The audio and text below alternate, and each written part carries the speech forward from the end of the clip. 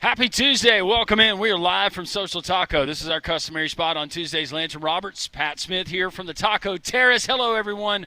They're on Jox TV. Conrad Van Order, Molly Robinson along in just a little bit, but the doors are going to open at 11 o'clock. Some of our great listeners, they like to get here at 10:45 and help the Social Taco staff to set up some of the pre-shift duties.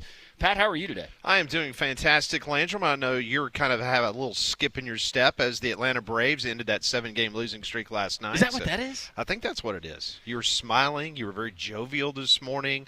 Normally you grunt at us instead of saying good morning and giving us high fives, ready to take on the day. But today it was a little extra, so we appreciate that. It was. I reminded my wife, I said, you realize it was a big moment. We celebrated. We actually got up off the couch and gave each other a little hug and said, go Braves. I did remind her. I said, do you realize the last time that they won a game, we were there? Oh, wow. That is something. The last time the Braves had won a game prior to last night there in Milwaukee was when we were there that Saturday. See, I have a completely different in my mind because I umpired 3 games last night. I was wrapping up the All-Star season. And I was in my car, and I checked the scores, and I saw that the Braves had won. And I immediately in my mind thought, you know what? I bet you Gringo and Landrum are standing on Landrum's back deck shooting fireworks at 10 o'clock in Homewood as they defeated the Brewers 7-1. So. Yeah, we're going to wait until we string a few more together. before you break out the fireworks? Yeah. But yeah, it was a good night, and the Braves they got some firepower. You had Matt Olson, Chris Sale pitching very well, Acuna delivering, and then Eli White gets a timely home run. So hopefully that's the start of good things to come. Top 3 teams in the National League Central all lost last night. Brewers got beat, the Cubs got beat, the Cardinals got beat. So everybody stayed in the neutral position in regards to the National League Central. No, I told you that. We weren't going to be able to help the Cardinals out, but it turns out that we do. But on the day that we do, you guys, that's lost all right. in extra innings to the Blue Jays. And you guys are in great shape, though. So we couldn't help Conrad out. Yeah. See? But it all comes full circle. Look, all of you guys from the Cardinals to the Yankees to the Tigers, you guys have had great seasons so far. I wouldn't say us great. It's been very good. It hasn't been great. The Tigers, it's all relative. Tigers are, anything above 500, I view as great right now. Yeah, Molly feels amazing. She should. I mean, the I Tigers feel great. Are playing phenomenal baseball. Attendance is up 40% in Motown from over last year. Yeah, that's good. Yeah, I mean, franchise is back.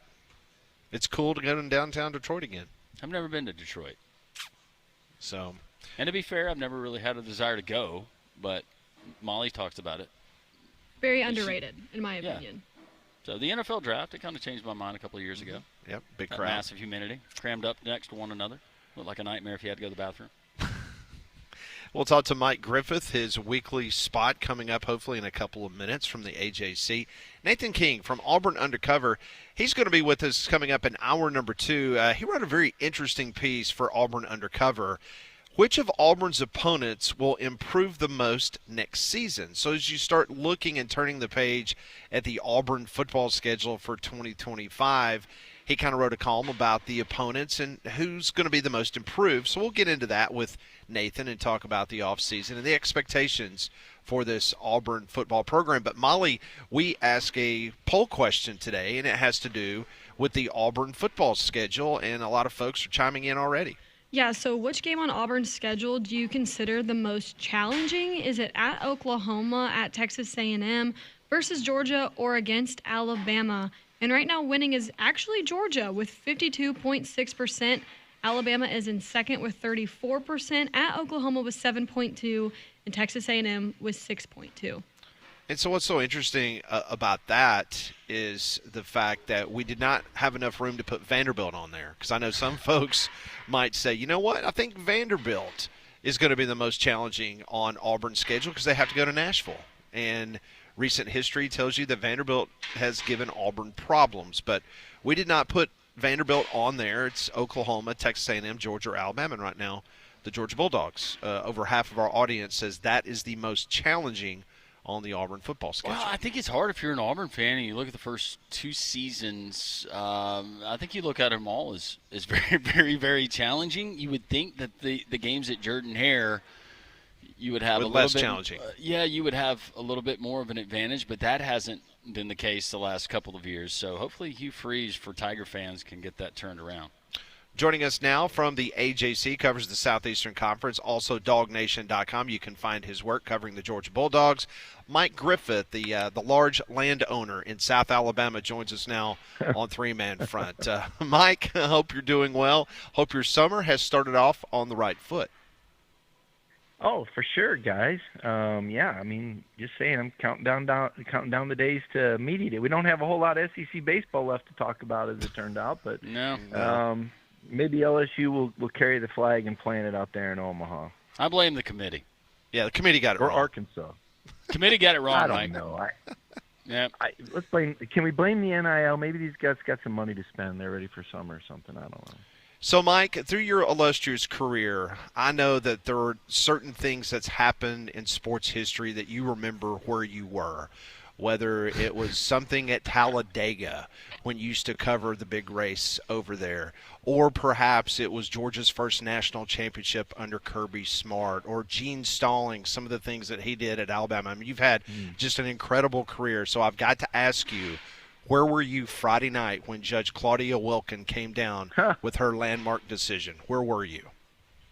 I was. I'm actually up here visiting my kids in Knoxville. I was sitting at Aubrey's, watching the end of a college baseball game, sort of watching it, and talking to some Tennessee fans about the Philip Fulmer era. Just getting up, finishing a meal, and saw a text message like, okay, I guess I'm jumping back to the hotel, and I had a pre-write on this, and I kind of wanted to see what these terms were, and pretty much the resolution was that the current student athletes can finish out their eligibility, irregardless of the roster limits, which seemed fair to me, and just made me wonder, now, what took a month for this to be finalized? Because this is a perfect solution, and why didn't we have this 2 or 3 weeks ago? But I digress. I don't think we'll get that answer. But no, I had a pre-write written. We were ready to go, what it means for Georgia, and got up the next day and popped out a story on some more of the provisions that got flushed out, the CSC, College Sports Commission. Where did this come from, right? And who's the CEO of that, and what does this mean? And kind of wrapping my brain. It's kind of like learning a new board game, right? You sit down and say, okay, let's read the rules. How do we play this game? It's like learning the rules of Risk or something, right? So you kind of had to figure out, all right. They're kind of making this up as they go along. They're trying to protect it from future lawsuits, and they know there will be future lawsuits. Some lawsuits can't be avoided. These are philosophical discussions that attorneys are going to have to settle in the courtroom. They're going to be deemed in the best interest of everyone, and yet you still have to have a workable financial model. And so, what's the net effect? And the net effect is the rich get richer, the poor get poorer. Some people, well, what about these smaller schools, and what about these kids that, now they're not walk-ons and they're going to have to go somewhere else. And it's like, well, I mean, you're kind of turning into the survival of the fittest, and not all schools are going to be created equal. Some schools, I think mostly SEC schools, Big Ten schools, probably, ACC, some ACC, some Big 12s. They're going to say, hey, we got the money to cover all this. Your student-athlete experience is not going to be affected by this. We're going to have this $20.5 million to pay out.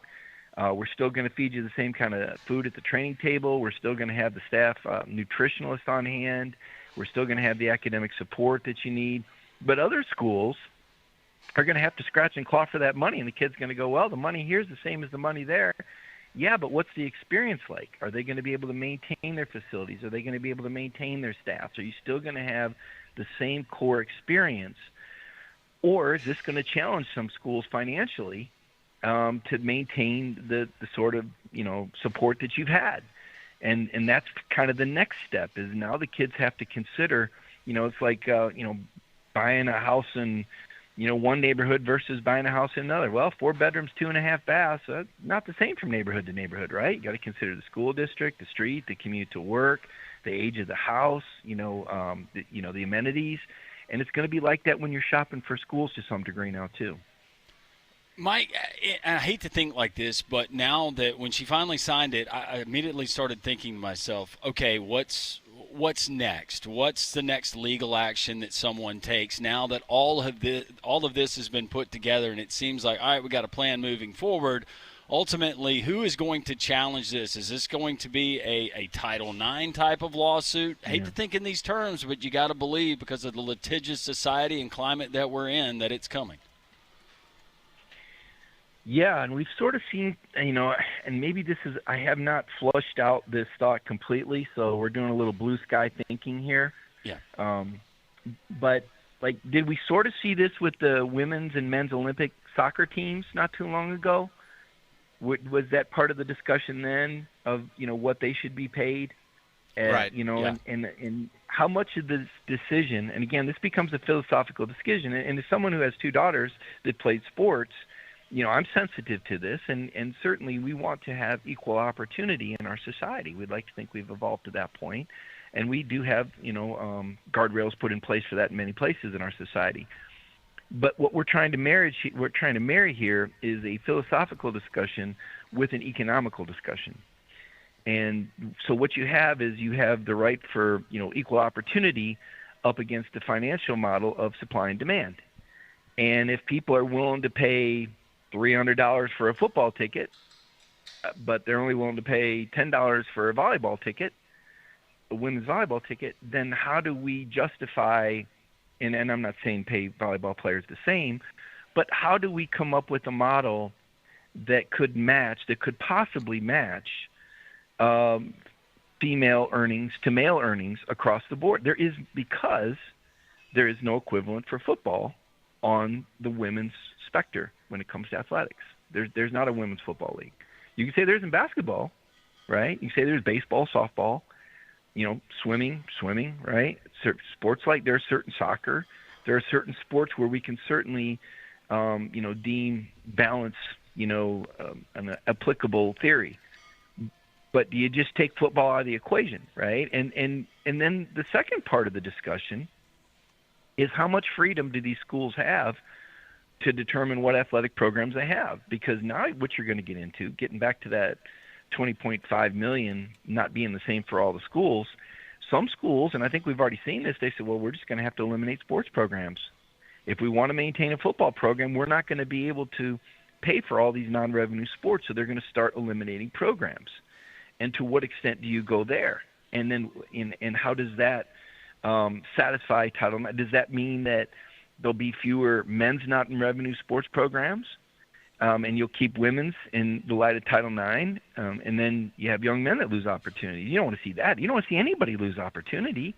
And at the end game, that's the question is, okay, we know the revenue sports are going to win. We know that schools are going to pay for men's basketball and football because they produce revenue. They generate revenue. And in the past, that revenue that those sports generated helped pay for the non-revenue sports.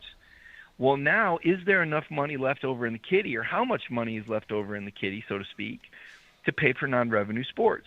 And how are programs going to decide this? Is a program going to say, well, you know what, we want to maintain our non-revenue sports, and so, we do have to cut that staff nutritionist to come up with the $20.5 million. We do have to change the training table. We're not going to be able to build the new athletic dorms we were planning on. Or do they say, well, we're just not going to spend the full $20.5 million on football? I doubt that, but I suppose that would be an option. The schools that are really going to be challenged by this are the ones that have a lot of sports. Like what happens, and I haven't looked at this recently, but I think I remember, a lot of the Pac-12 schools like UCLA and Stanford, I think Michigan too, had a lot of sports programs. Now, Georgia, I think there's 21. But some of the programs out west had a lot of athletic programs. They'd always win those all sports trophies because they compete. Water polo. What happens to water polo? Is it sustainable? I don't know. Is it a scholarship sport? Does it become a club sport? So to me, the ruling means different things to different people. But as I speak to you on Birmingham radio waves, where the primary interest there, as in here in Knoxville or when I return to Georgia, is going to be the SEC, I don't think the SEC is going to be as challenged by this as maybe some of the other sports programs and other conferences, and certainly at smaller schools. Mike Griffith joins us from the AJC for a couple more minutes, talking about the landmark House decision that came down on Friday. So I wanted to ask you where the Georgia currently sits in regards to using private equity firms to maybe give the infusion of capital into the athletics department. Do you think that's something that Georgia would kick the tires on, or do you think from a financial point of view Georgia's in pretty good shape in that area? Well, the conversations I've had with Josh Brooks, and he's been pretty open about a lot of things. First and foremost, I think all schools have been responsible to the extent of investigating what opportunities could be out there.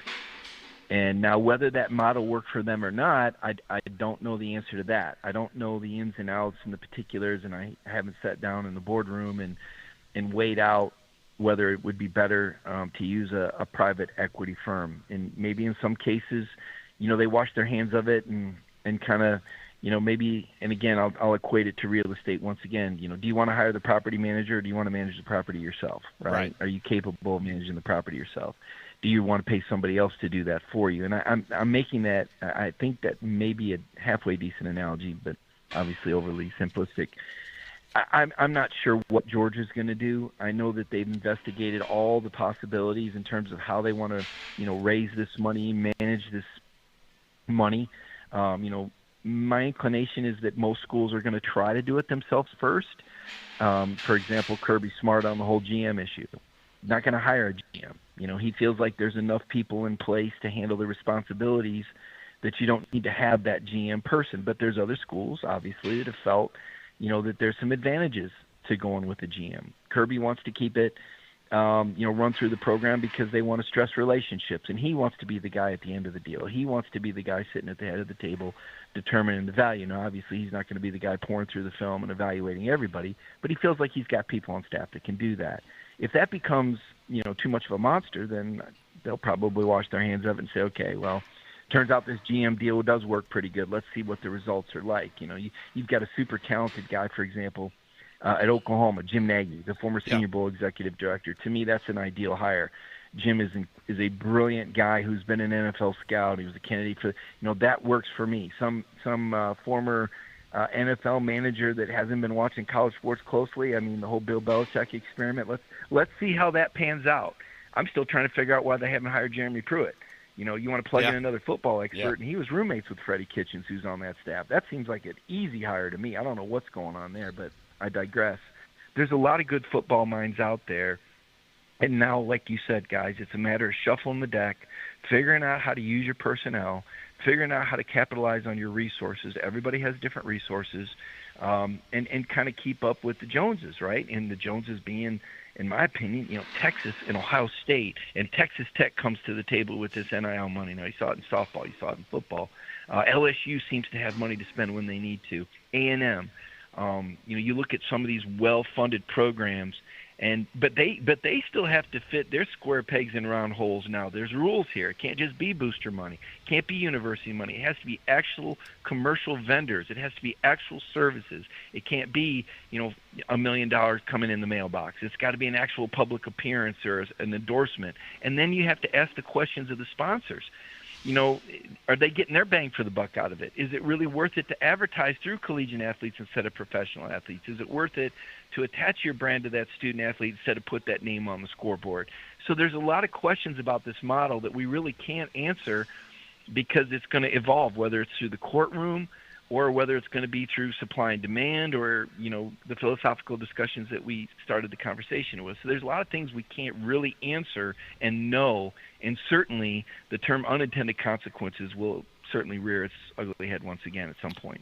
Great conversation, as always, every Tuesday here on Three Man Front with our good friend Mike Griffith from the AJC. Mike, Gulf Shores Getaway, folks need to follow you on Instagram, Gulf Shores Getaway AL. On Instagram. You guys have had a great summer already, and I know you guys are already prepping for my big arrival next month.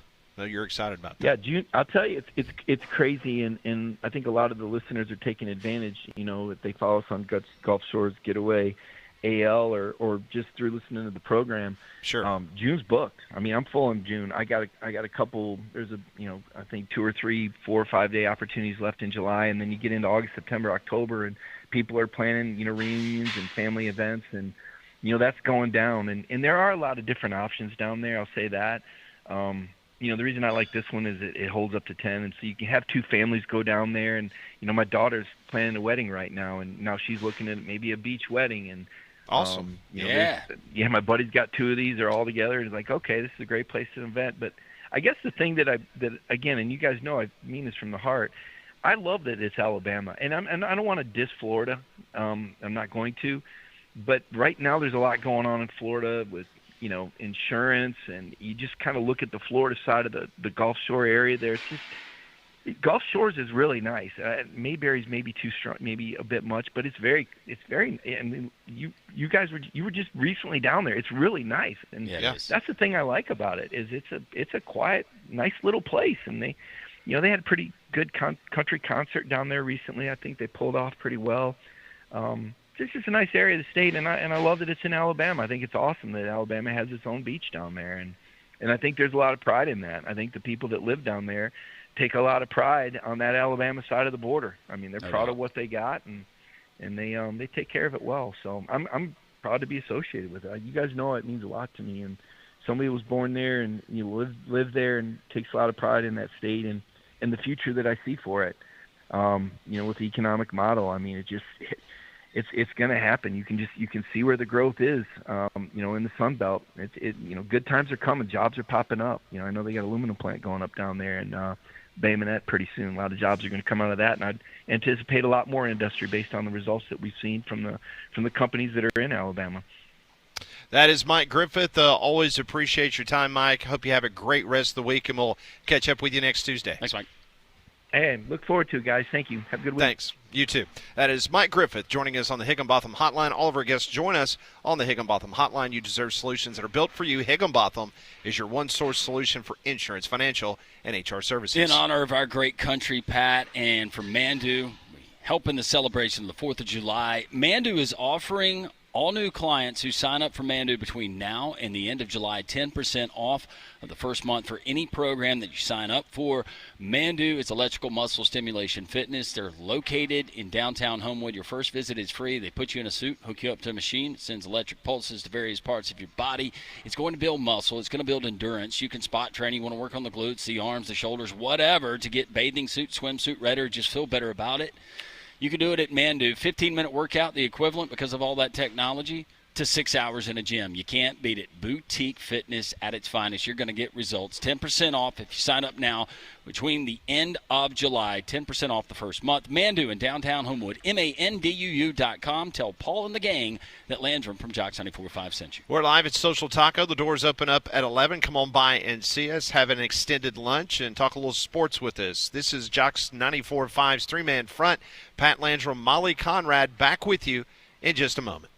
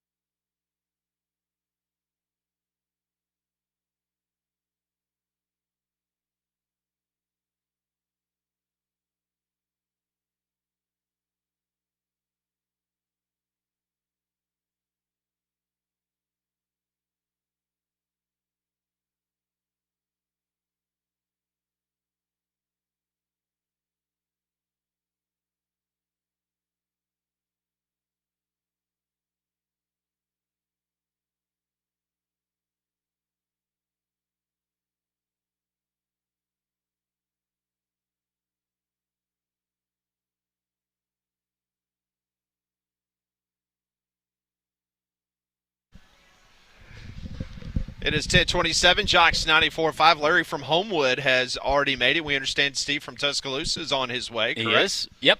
So we're expecting another huge crowd on, hey, it's not raining outside. I saw That's a Gringo plus. when I was pulling out of my driveway. Was He was finishing a run. Was he loading up the fireworks cannons, getting ready for victory number 2 against the Brewers tonight? You're going to get me to shoot fireworks off because now I'm thinking about it. I know that I have some. Well, I do remember a couple of years ago. Don't you remember we did some promotion like on social media and you fired off fireworks in your backyard? Gary was there. It was an Alabama semifinal, I think, when they played Michigan State several years ago. Was that a New Year's Eve? Feels like it was. I shot off some of those artillery shells. Oh, my goodness. And I told you, then immediately Officer Walt showed up from Homewood Police? Immediately the paramedic goes and shows up almost simultaneously. Well, it was about a minute after to adjacent street. Oh, Then really? I thought, oh, dear Lord, I have given somebody a heart attack because it was loud. It shook. You know, where I live, it's kind of down in a canyon. And, that was scary. And then when the fire trucks started coming, I asked Gringo, I said, look, as a firefighter, can you kind of vouch for me here? And then I turned around and Gringo was nowhere to be found. No, he was there. But, yeah, you got to be careful with those fireworks. There's a reason they're illegal. Well, one thing's for sure. I know the humidity and heat is going to be geared up now for the rest of the summer. And I'm fortunate because I have 3 train units at my house to keep me nice Just and showing cool. off. I'm not showing off. I need every How single. many tons? How many tons on each? Well, obviously the main floor is pretty hefty. Do you 3 just ton? You just have a wall unit for your staff? Or No, they have ceiling fan. They have ceiling fan. And the Gators have their own. We've got one of those. I hope you take better care of your staff than you do those Gators. Well, you know, they get mean. You love your Gators. They get ornery. Yeah, that's for sure. But I said that because, Molly, everyone needs a train. That's Sorry. why. Yeah, like Pat said, Step on that. we have a long summer of heat and humidity ahead, so keep your home comfortable with Train, America's most trusted HVAC brand. And to give you more peace of mind, Train is offering up to 10-year warranties on parts and labor on select home comfort systems. So to learn more about this offer and to find a specialist near you, visit train.com. Be like Pat and take care of your Gators. That's yes, right. very Yes. much so. And I was not bragging when I said that I know about you- the. I know I you mean, weren't. I'm telling you, I would not have survived 100 years ago. I mean, I hear stories of my mom and dad about how they didn't have air conditioning, and like sometimes they would, you know, in the summertime as kids, they would go lay down on the linoleum floor just to get cool in the kitchen. You know what I'm saying? I mean, I could not be. I mean, I have to have air conditioning. This and I learned because I do not have a Train, and I will not say the brand that I have, but I have learned to pretty much do everything on an air conditioner except for soldering. So I would just, if you're an HVAC repair person or you're in that business right now, I am pleading for whoever manufactures these capacitors, can we please stop making them in China? Can we get them here? Because those things are certified pieces of crud. There you go. There's your public service announcement. God bless America.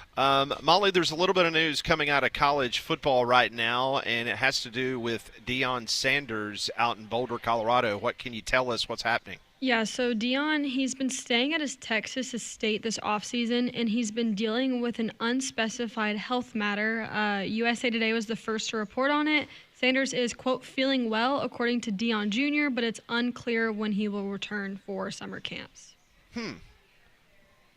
Interesting. We all know that Deion Sanders had some issues in the past. Was it a blood vessel issue or kind of? At one time, they had thought that he might lose his entire foot. Right. And they I had to think amputate some toes. some I toes, think, correct. yeah, I think he's missing 2 toes. Mm-hmm. Right. So hope everything is Yeah. okay with Coach Prime as he is at his estate there in the state of Texas. We've already talked to Mike Griffith. We will talk to Nathan King from Auburn Undercover at 11 o'clock. Hey, this is U.S. Open Week, Oakmont in Pittsburgh, Pennsylvania. Doug Bell will join the show at 11:30. At 12 noon, we'll talk to Christy Dosh, one of the leading NIL experts in the country. We'll get her thoughts on the House settlement. And as always, your calls, your texts. This is Three Man Front on Jox 94.5.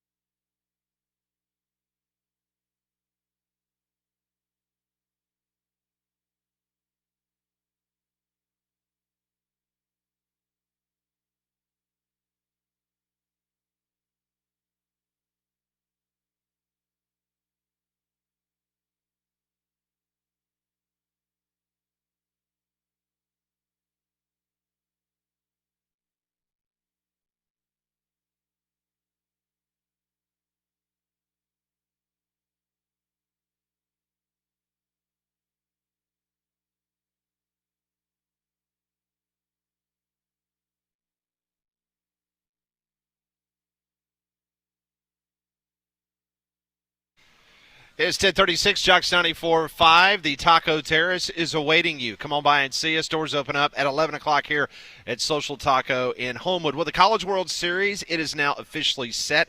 How about Murray State? They knock off Duke last night. They punched their first ever ticket to Omaha, Nebraska.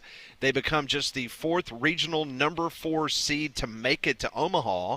They join Oral Roberts in 2023, Stony Brook in 2012, and Fresno State in 2008. But you know what, for me, this is what makes it a great story, is because their stadium holds 800 people at Murray State. Their head coach, Dan Skirka, he literally cuts the grass.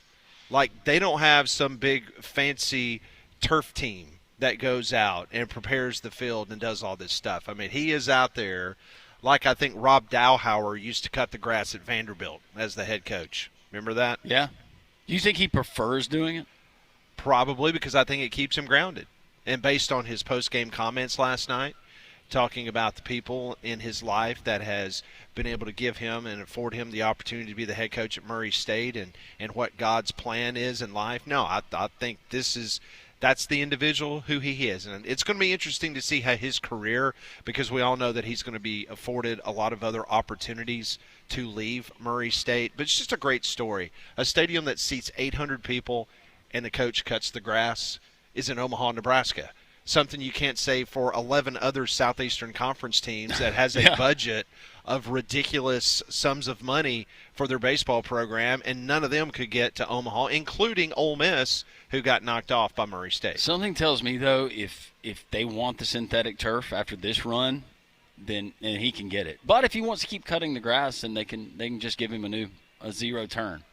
Maybe one of those nice tractors that has the cabin in it that's air conditioned, where he can listen to Jox 94.5 as he cuts the grass and puts a good stripe on it. Well, that is so interesting that you said that, Landrum, because a few weeks ago I had made a statement that I was in a need because my two boys, one married, one just graduated college. I have no more help around the house. I don't want to take credit for this, but I've been pushing for this for you. No, you my have. friend You for have. over 2 years. You have, and I have been very hesitant to pull the trigger, but our wonderful friends in Jasper, Artec Tractor, who's been a long-time sponsor of Jox 94.5, I talked to Jeremy and the fine folks up there, and today, this afternoon, Landrum, they're delivering a brand new zero turn that I purchased from Artec Tractor. You gonna customize it, put some Cardinal crap on it?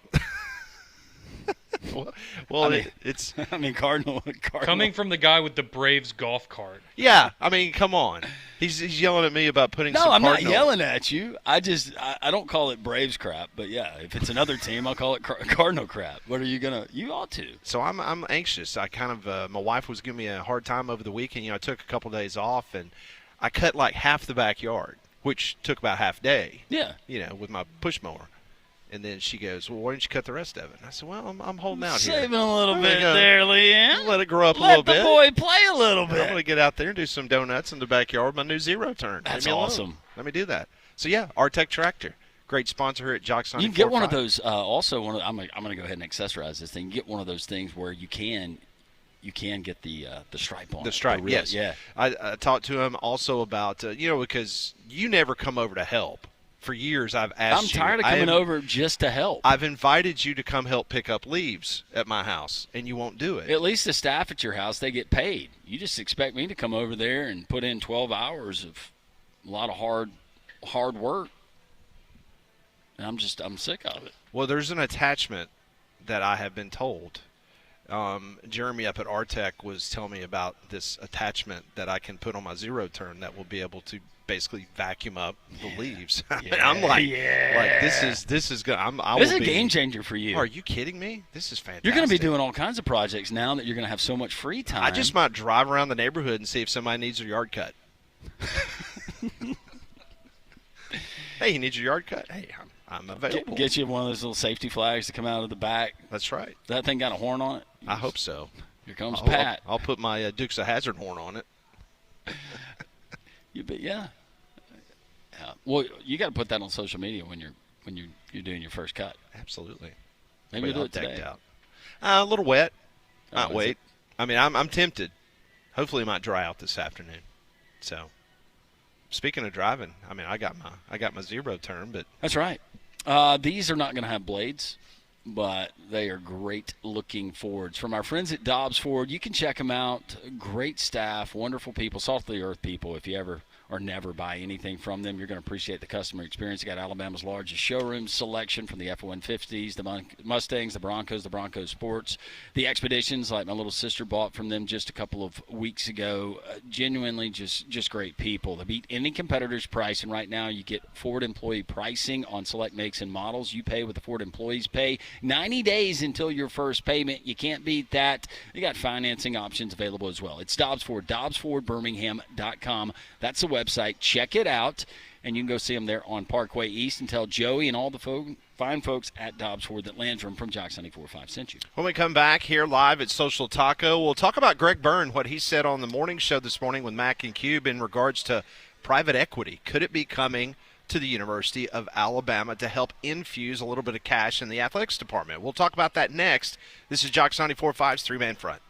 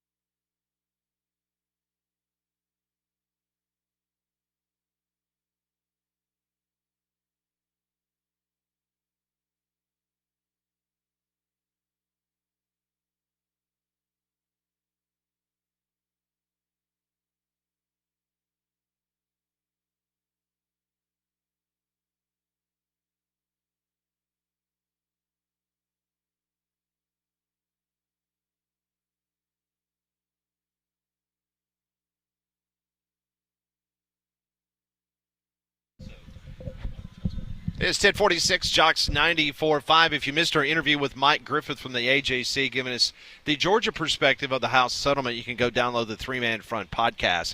He had some interesting things to say about private equity, and one thing's for sure, Conrad, that has been a hot topic of discussion in regards to how some of these athletic departments are going to be able to infuse some needed capital to try to cover some of these expenses and not cut sports. And this morning on the Mac and Cube show, the athletics director for the University of Alabama, Greg Byrne, he was on the program, and he had some interesting things to say about that topic. Yeah, you're absolutely right, Pat. So I'll give you a little backstory in a second, but basically in terms of private equity, what Greg Byrne was touching on was that they have been approached at Alabama from, I guess, multiple different private equity firms or with multiple different opportunities for them to get involved. And he said that for Alabama, that just hasn't made a lot of sense. And part of the reason that he highlighted that was because private equity firms are not, I guess, priorities for them are not going to be the Olympic sports. And so he was, staying steadfast in the belief that, well, yes, I think we all agree that cutting sports is probably going to become inevitable at this point. Universities such as Alabama are still trying to prevent that, and pairing with a private equity firm, according to Greg Byrne, doesn't seem like it would alleviate those issues.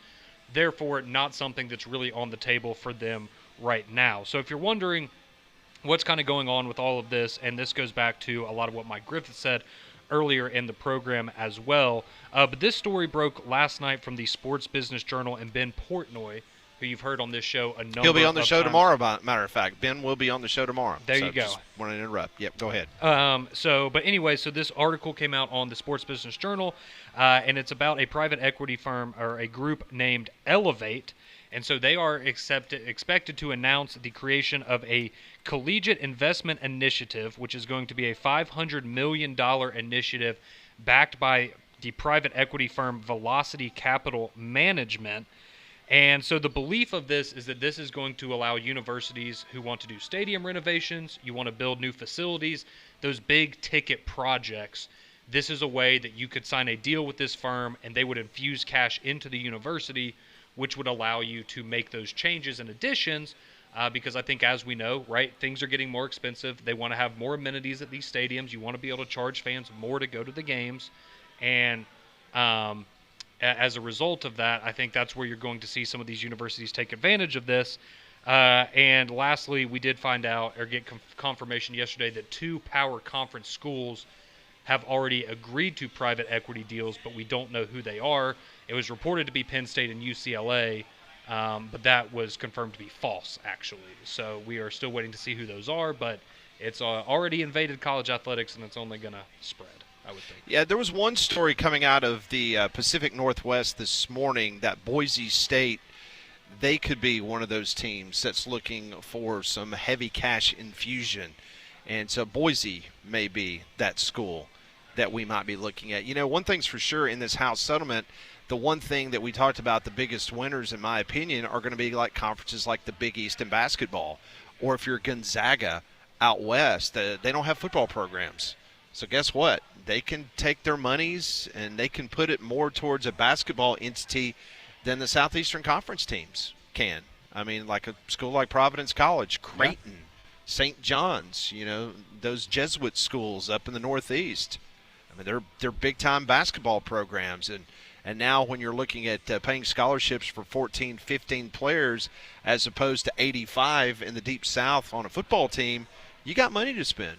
Yeah, and going back to our discussion with Mike Griffith, you see the reports that Michigan and Ward Manuel, what they've done to try to get ahead of this, and he said that last year they kind of reformed, I guess, their travel and how they did that, but there's going to be less money that they're going to be kicking to the school, and they're going to eliminate their staff over time eventually by 10%. But you wonder, are these things that have already been put in place with this plan moving forward by a lot of these SEC schools? But what is the next domino to fall? I would think that cutting sports, that's going to be the last measure that any of these schools want to take. And let's be honest, it's from a just optics standpoint and perception and trying to do that.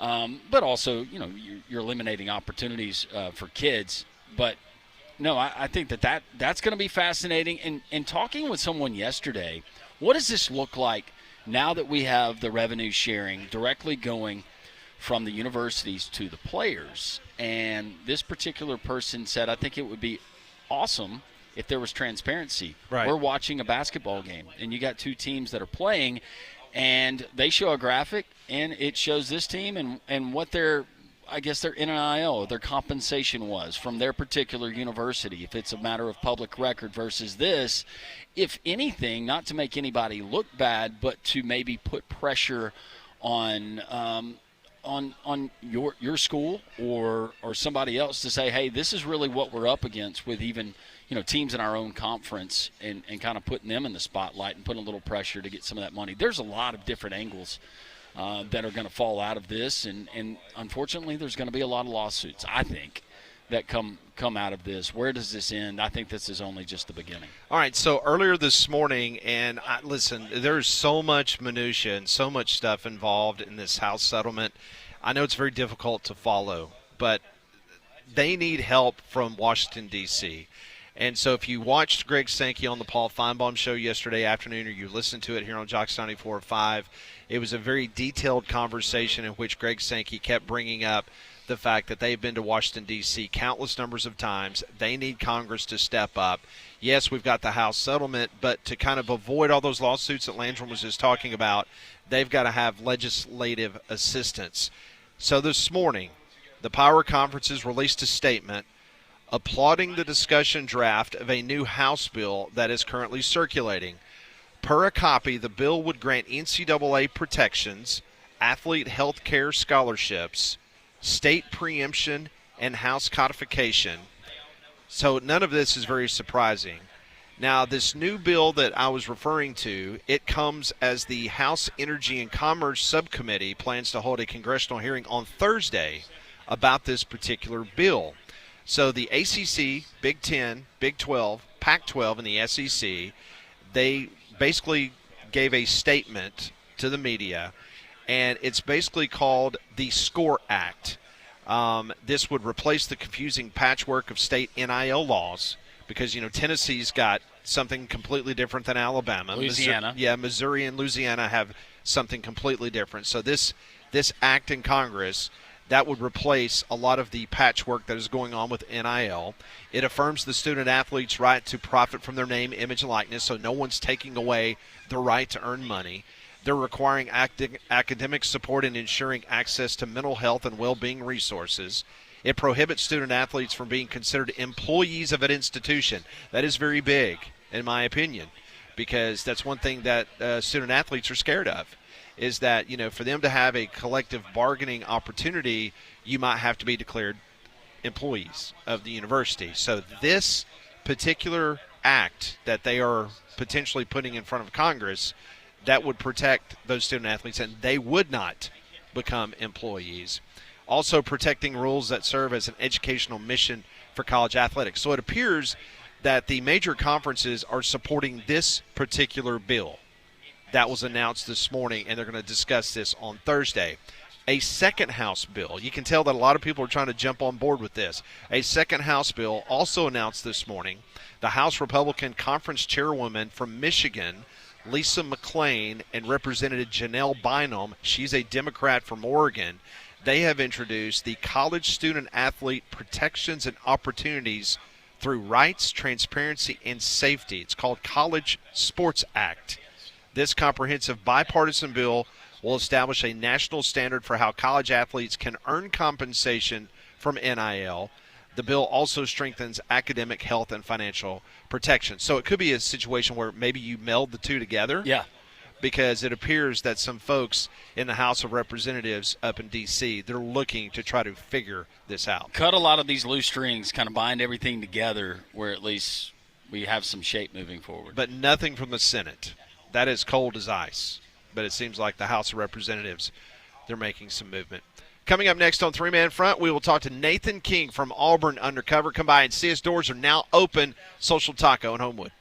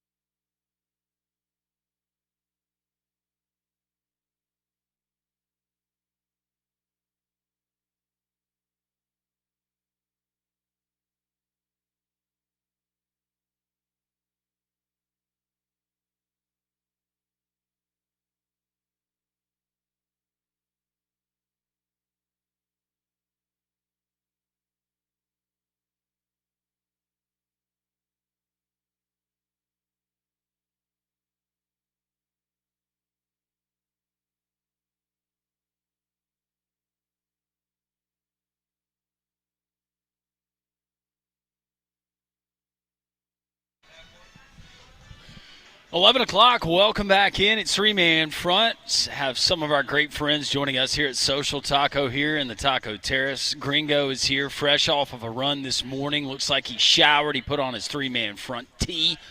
It's fitting very nicely. Others have joined us. Larry was already here. Don is here, the mayor, as well. So you could come and join us. We broadcast until 2 o'clock in the Mix and Match combination tacos, but also don't forget about the chicken feathers that we'll have an order of very, very soon, the Mexican pizzas, the quesadillas, and so much more in brunch on the weekend, Saturday and Sunday. SocialTaco.bar for more information. We're going to be joined in just a moment by Nathan King, outstanding writer, covers the Auburn Tigers for Auburn Undercover. I want to point everybody to the three-man front Twitter poll question of the day, which is, which game on Auburn's football schedule do you consider the most challenging?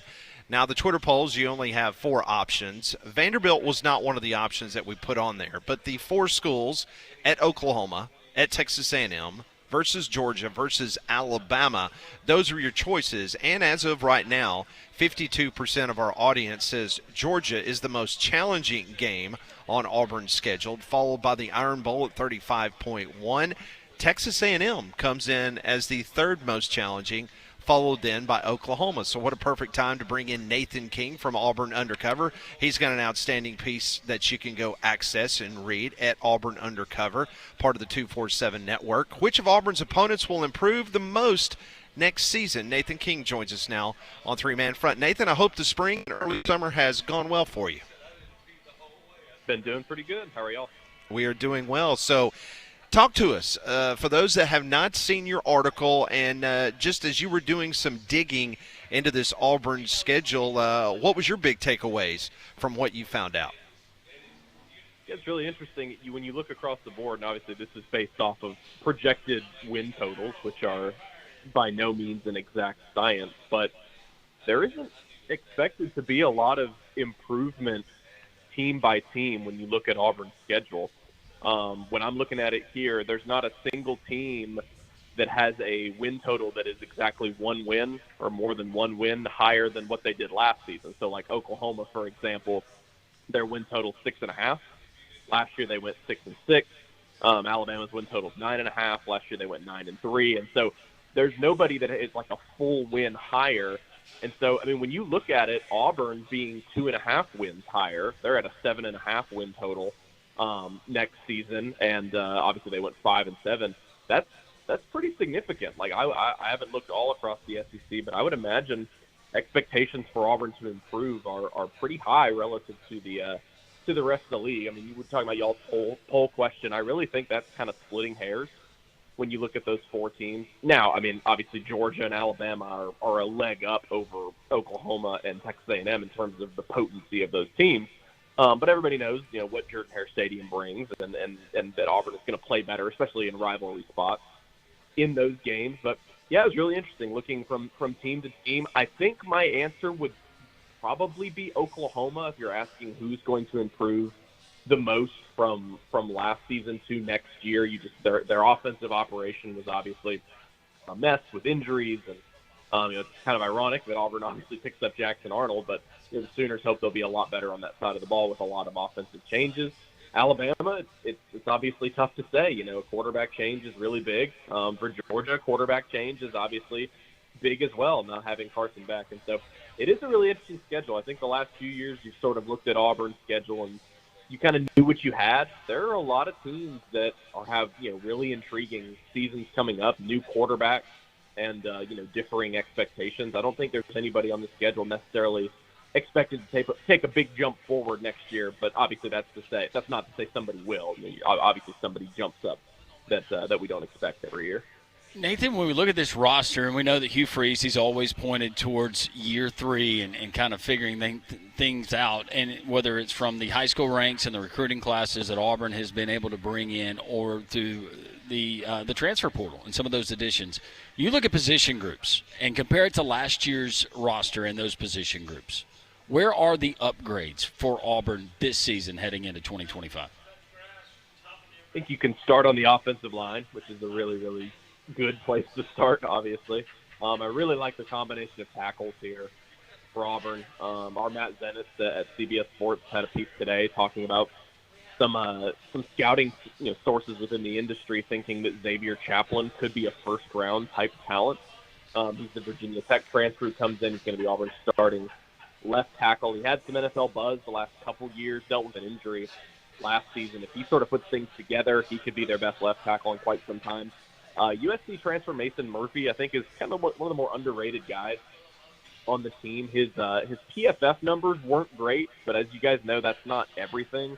And he came in and made it no question in the spring that he was going to be their starter at right tackle. So, I mean, offensive line is obviously a great place to start. And then, I think on defense, there's a lot of question marks about how much better they can be. The secondary is, I think, probably about the same. Cornerback and safety, the top players there, about the same.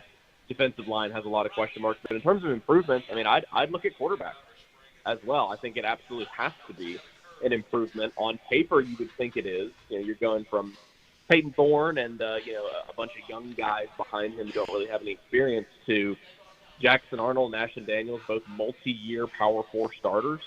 I understand people that maybe aren't moved very much by either of those guys, but obviously they've got to come in and play well within this system. And then you got a 5-star freshman, bringing up the rear in Deuce Knight. And so if both of those groups are a good bit better, offensive line and quarterback, that alone is probably enough to get Auburn 1 or 2 extra wins than they had last season. I wanted to ask you, staying on the offensive side, staying on the quarterback situation, because not only the reporting that you and Jason Caldwell and the rest of your group there at Auburn Undercover did during spring practice, but I was able to talk to some high school coaches that went down and had access to practice the final few days of spring practice before the A-Day game, and they were just absolutely blown away about the potential of Deuce Knight. I know you're probably going to echo those same sentiments, but the question I have for you is, could we have a quarterback competition, not a controversy, but a competition once we get into fall camp between Jackson Arnold and Deuce Knight? I think you definitely could. I'm going to kind of steer the other way. I think you could have a competition between Jackson Arnold and Ashton Daniels. Okay. I think Ashton Daniels is flying a bit under the radar. He is a summer enrollee, and that's never great, especially when Jackson Arnold commanded all of those first-team reps, so he got tons of experience in the spring. But with Stanford being on a quarter system, Ashton Daniels was actually in town for like a couple weeks of practice. So he was there, he was watching, he was absorbing, he just wasn't on the practice field. So I think that's got to count for a little bit. Look, Ashton Daniels is a really, really interesting case. He's got a lot of tools. He's got a big arm. He ran for a ton of yards at Stanford, but he was on a couple bad Stanford teams, just trying to bring them back. They're trailing at halftime like every single game.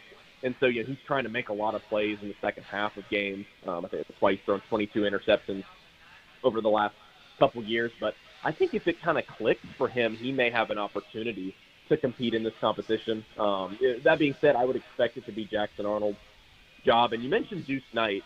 I was talking to somebody about this yesterday. The thing with Deuce Knight is I look at last year with a guy like Walker White, and you talk to Auburn's quarterback coach Ken Austin. Last year, his language with Walker White as a true freshman was like, hey, we see his tools, but when it gets 7-on-7, when it gets 11 on 11, things heat up. When the bullets start flying, maybe he's got to have some patience, got to calm things down a little bit. There was not as much of that for Deuce Knight this past spring, and we'll see how it goes once he has an opportunity on the field in fall camp. We'll see if he's going to be able to continue to develop. But definitely, I would echo those sentiments from those who were at practice. Look, Hugh Freeze and Deuce Knight's teammates talked about it a bunch. He said, look, this kid's just really advanced, and it's not really the physical stuff, because he's giant. He's 6'4". He's got great tools as an athlete. But they weren't even talking about that. They're talking about how well he absorbed the playbook, how smart he was for a true freshman. And so I would be surprised if Deuce Knight is Auburn's quarterback at any point this fall, just because I think you've got a couple veterans in there that are going to be able to absorb things a little bit better. But that being said, you can't ignore a 5-star, and you definitely can't ignore a 5-star who has apparently done so well in his first few months on campus.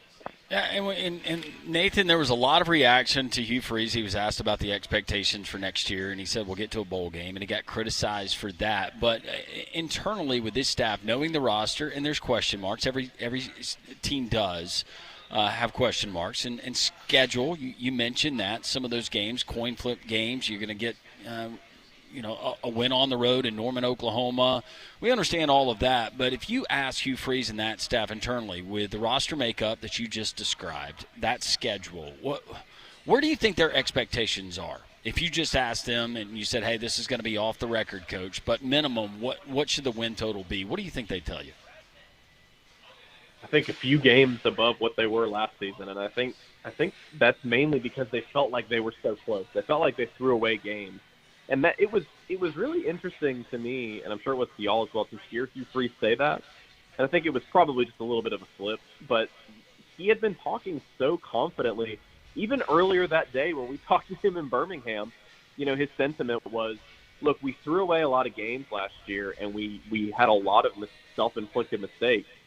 And his logic was, if we clean some of those up, and he said he had been studying this offseason to kind of see what those issues were, we clean some of those up, and we have a more talented roster, you put those things together, you could get 3 or 4 more wins than you had last year, and that would be 8 or 9 wins. And I think that's the number I would probably lean toward if you're talking to somebody at Auburn and what they would expect this season. Obviously, that's more on the optimistic end. We talked about a 7.5 win total earlier in this show. That would obviously be above that. But, yeah, I think Hugh Freeze has more confidence in this group than I've seen in his time at Auburn so far. And it's really not surprising to see why. You just feel like they have more talent. They have more capabilities. They have more ways to win games, I think is kind of the long and short of it on both sides of the ball, especially if a guy like Alex McPherson is healthy at kicker. They had a lot of field goal issues in games last year, and I'm not saying that's the only reason, but you can lose games like that. Those things start to add up, and I just think they have a lot more ways to win football games this year, and that's why, again, I think it may have been a little bit of a slip. I don't know. I was kind of surprised to hear Hugh Freeze say that, because I think not only internally but externally as well, some of the things he had been saying all spring, they're confident in this roster, and they think if they can clean up a few things, they can go get some of those wins that they felt like they deserved last season, and I think that could lead to an 8 or 9 win season. Nathan King joins us from Auburn Undercover for a few more minutes. Before we let you go, I did want to ask you about the roster for Auburn men's basketball, the Final Four team. Bruce Pearl, it appears, at least right now on paper, that they have reloaded with a lot of really nice talent. What's your thoughts on this basketball roster going into the 25-26 season? I think they've done about as good as you could have. It's more of a reload for them now rather than a rebuild. Obviously, Tahad Pettiford's decision was, it's just massive, like absolutely massive, because not only is Tahad Pettiford a great player, but you would have had to scramble here in late May, early June to go find a point guard, go find a starting point guard, and that's obviously no easy task. So getting him back to be the centerpiece of next year's team is huge. I'm mostly going to be interested to see what the front court looks like, because this is going to be more of a guard-driven team, which we obviously haven't said about Auburn in a few years, because they've had Janai Broom. He was so great. You were able to just kind of work things through him. Now you've got Tahad Pettiford at guard. You've got a lot of faster pieces. A guy like Keyshawn Hall on the wing is kind of that tweener 3-4 position. I'm interested to see what the front court looks like, because I think Keyshawn Murphy has a lot of tools. Mississippi State transfer, but he's the only guy in that front court that I'm sure of at this moment. They bring in Filip Jovic from Serbia, a professional player, 2 years of experience overseas. In Serbia, he's got some NBA potential, but obviously hasn't done it in college. Emeka Oporum is going to be their backup center. He's obviously a JUCO player, a true 7-footer. He's just kind of all potential. He hasn't obviously proven it on a bigger stage yet, so I think that's going to be my biggest question mark of this offseason. But, yeah, I think they've done about as good of a job as you could have. Bruce Pearl told us a few weeks ago his biggest question is going to be defense. And he says that pretty much every offseason. But they've got a lot of scoring on this team. You look at Tahad Pettiford, even their backup point guard is going to be Caden Magwood, an explosive freshman. They bring in the number 1 JUCO player in the country, who was also the number 1 JUCO scorer in the country, in Abdul Bashir.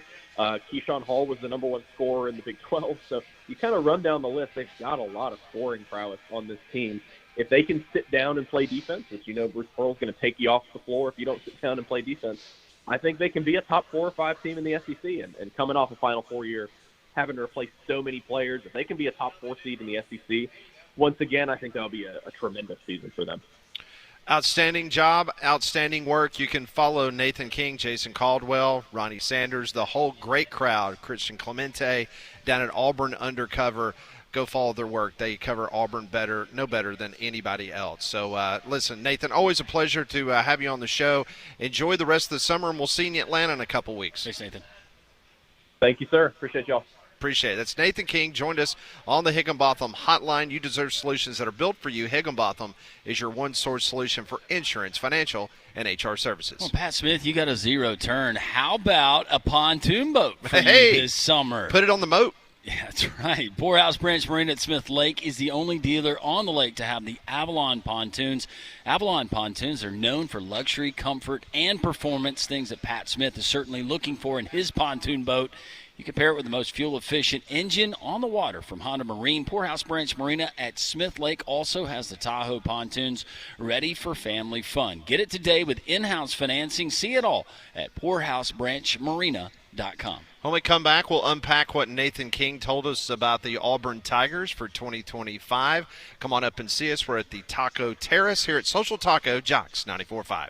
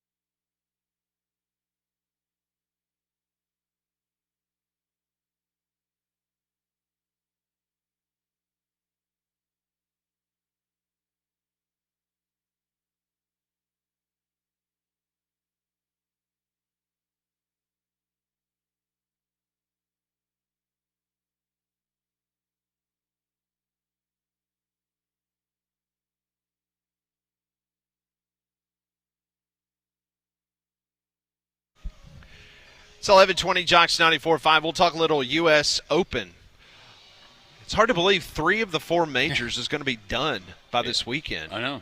And then we get the Open Championship, end of July? Yeah, the British Open will be the last one of the Big Four. It seemed like yesterday. Get them out of the way, man. Molly was putting on her green jacket. It does. We were eating pimento cheese and egg salad with each other. Yeah. Hastings was mouthing off about his PGA Tour pool that he had going on. Yep. We were getting ready for the NFL draft. Very much so. Appreciate Nathan King joining the program. He had some interesting things to say. How about the quarterback competition that he was telling us about? Ashton Daniels, man. Yeah, doesn't think that it's going to be between Deuce Knight and Jackson Arnold, if there is one. Be the old Stanford quarterback coming in. I think it's Jackson Arnold's job to lose, but I agree. I think Hugh Freeze, he wants that healthy competition, and let's be honest, there has not been there's been question marks at your QB1 and your QB2 in the past, and now at least Hugh Freeze, he has options. So that's good news for guys like Eric Singleton Jr., Cam Coleman, Malcolm Simmons, and that talented wide receiving core. And you also heard Nathan talk about, I guess, the ceiling part of this win-loss record for Auburn this year. And I asked the question because of Hugh Freeze's comments. We hear about the recruiting and the retention. They were able to keep a lot of the guys that they signed. We know that those guys were able to get valuable playing experience either as starters or as guys who played roles last season and even the season before. The additions of, he mentioned Mason Murphy and Xavier Chaplin at offensive tackle. And you look at schedule and you go, okay, so what is the feeling at Auburn? If you ask Hugh Freeze, it should be a bowl game. They should have gone to a bowl game, in my opinion, last year. But it needs to be more than that. And I think Auburn fans, they probably expect more than that. But I have not heard a whole lot of folks, throw out just a number right now. And I think part of that, You mean a number like a minimal requirement? Yeah, and I think part of that is because of some of the things that Nathan alluded to in Hugh Freeze's owning in the offseason and so saying, you know what, we let some games get away. And it wasn't all coaching. There were self-inflicted mistakes, whether it's Peyton Thorne, the kicking game, but they have to get those things figured out, and it sounds like that Hugh Freeze has been very proactive in trying to find solutions. 1-800-239-WJOX, the courtesy GMC text line, 205-834-9450. Braves win last night 7-1 over the Brewers. Chris Sale struck out a season-high 11 while allowing just 1 run over 7 innings. The Braves snapped that ugly 7-game losing skid. Matt Olson, Ronald Acuna Jr., Eli White homered. This is the way it sounded last night as the Braves go yard thrice against the Brewers. 1-2 to Acuna, and he tags one to deep right field. Going back with urgency, Freelick to the wall. That ain't looking back. A home run the opposite way by Acuna up into the second deck. And it's a 1-1 game in the 5th. 404 feet to right field by Ronald Acuna. And now he's facing Matt Olson, left-on-left matchup. And Olson strikes one hard, deep center field. Churio gonna go back. Churio to the wall, and it's out of here. Matt Olson just drove one to the deepest part of the yard. It's a 2-run homer, and the Braves lead 3-1 here in the 5th inning. Ozzie will be on the move. Let's see if Eli White can find a gap somewhere. There he goes. 3-2 pitch. And he swings, and it's one high in the air to deep left field. Going back now, Cameron. Cameron's at the wall. That is out of the ballpark. It's a 2-run homer by Eli White. And there's your breathing room right on cue here in the top of the 8th inning. There it is. The Braves win it 7-1. As you heard, Olson, Acuna, White, they homer. So they avoid their first 8-game losing streak since 2016. Yeah, it was good to see that some of the guys, the timely hitting, not only the home runs, but stringing together base hits. Chris Sale, season high in strikeouts, and the 11 that he had. But also, Raisel Iglesias comes out of the bullpen in kind of the setup role in the 8th inning, and he threw like a total of, I want to say like 12 pitches, and very efficient. Got everybody out. So he was very efficient. He looked like the Iglesias that you would expect, and then you had Dylan Lee come on and look like a closer in the 9th inning. Look, it's just chip away. Do what you can. My wife, even this morning, I shouldn't wear it, but she said, "Wow, you're in a lot better mood." She said, "Why is it?" And I said, "Well, baby, I think you know why. But hopefully we can put together 2 in a row, Pat." So Grant Holmes, 3-4, 3.99 ERA. He starts for the Braves against Quinn Priester, who's 3-2, 3.88 ERA. He will go for the Brew Crew tonight, game 2 of the 3-game series. Yeah, last time we saw Grant Holmes, it was against the Diamondbacks in that day game that the Braves squandered the infamous 9-3 lead in the 9th flipping inning. So we mentioned it earlier, Murray State, they beat Duke last night to punch their first ever ticket to the College World Series. So the bracket is now set. It's going to get underway on Friday. It will be Coastal Carolina against Arizona. That will be the first game of the day at 1 o'clock. Not Lincoln time, but Omaha time. Oregon State will take on Louisville that night on Friday. And then on Saturday, it will be UCLA versus Murray State. And then Arkansas and LSU. You know, that's the one that's irritating to me, that the 2 SEC teams are playing each other. You know what I'm saying? Yeah. Why is that happening? I don't know. The fix is in, Pat. You think that's what it is? It is a fix. Yeah. Yeah, we're the only conference with multiple teams in Omaha, and they're making us pay for it. Well, this is payback for Commissioner Sankey and college football playoff stuff. Is that what it is? That's exactly what this is. Well, the SEC's got 2. Sun Belt, ACC, Independent, Big 10, Big 12, Missouri Valley, all having 1 apiece. So if my prediction yesterday before we saw the bracket, I said it's going to be LSU and Coastal Carolina. Can that happen? Yeah. Okay. LSU, Coastal Carolina. Yeah, That's going to be your final. Coastal is in bracket number 1, and Murray State is in bracket 2. So Arkansas and LSU is in bracket 2. I would love to see. I love the SEC and Coastal. That's a fun story. But Murray State, that's going to be everybody's darling, right? Oh, no doubt. To make that run. And listen, them going up against UCLA. Yeah.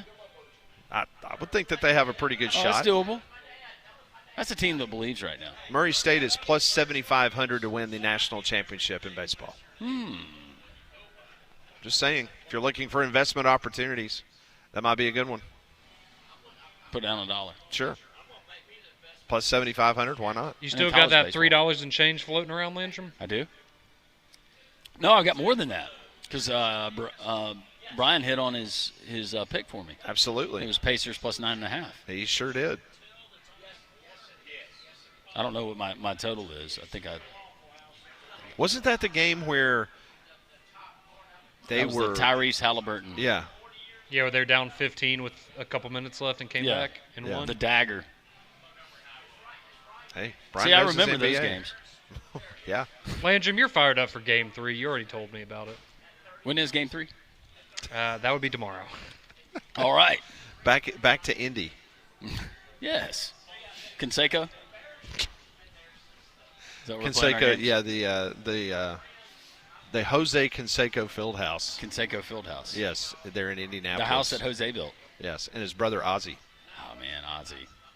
Those Did two. both of them play for the Huntsville Stars or just Ozzie? Man, I want to say that they both did. They both did? Yeah. Ozzie Canseco played for the Cardinals for had a cup of coffee. I was about to say, I never knew that Jose Canseco had a brother that played baseball. Yeah. Yeah, Ozzie Canseco. I mean, they weren't twins, but they could be twins. Yeah. Or were they twins? They were brothers, Pat. I don't know if they were twins or not. But Jose, you could not keep him out of the gym. Have you seen the way what he looks right now? I mean, look at Ozzie. Did the juice take a toll? No, he is a twin. Identical twin. Okay. Yeah. That's what I thought. Well, he kind of got the short end of the stick, didn't he? Yeah. What was it? What were his careers? Look at that, Ozzie 1993 Canseco. for the Cardinals. He had 3 hits and 17 at bats for the Cardinal. Y'all remember when that guy from Barstool beat Jose Canseco in a boxing match a couple years ago? Y'all remember that? I do No. remember that. Oh, Who yeah. was it? Oh, he got – it was not a good look for Jose. It was bad, huh? Well, It Jose's wasn't got to great. be, 60 years old right now? Yeah, but the steroids make you feel 60. 25. Yeah, 60. Yeah, and all the steroid use, that probably didn't help. There's Dave from Hoover. Yeah, walking Dave from in. Hoover. Look Good at to see him. Dave. He's got his Georgia old Bulldog. school That's right. UGA I love that. logo on. Yeah. The cartoon logos, They're coming back. they're never bad. No. They're No, never no. bad. That's a good-looking shirt. That is a good shirt. Big crowd has assembled here at Taco Terrace, so come on by and see us. We'll be here until 2 o'clock. We're going to talk a little golf with Doug Bell coming up next on Three Man Front.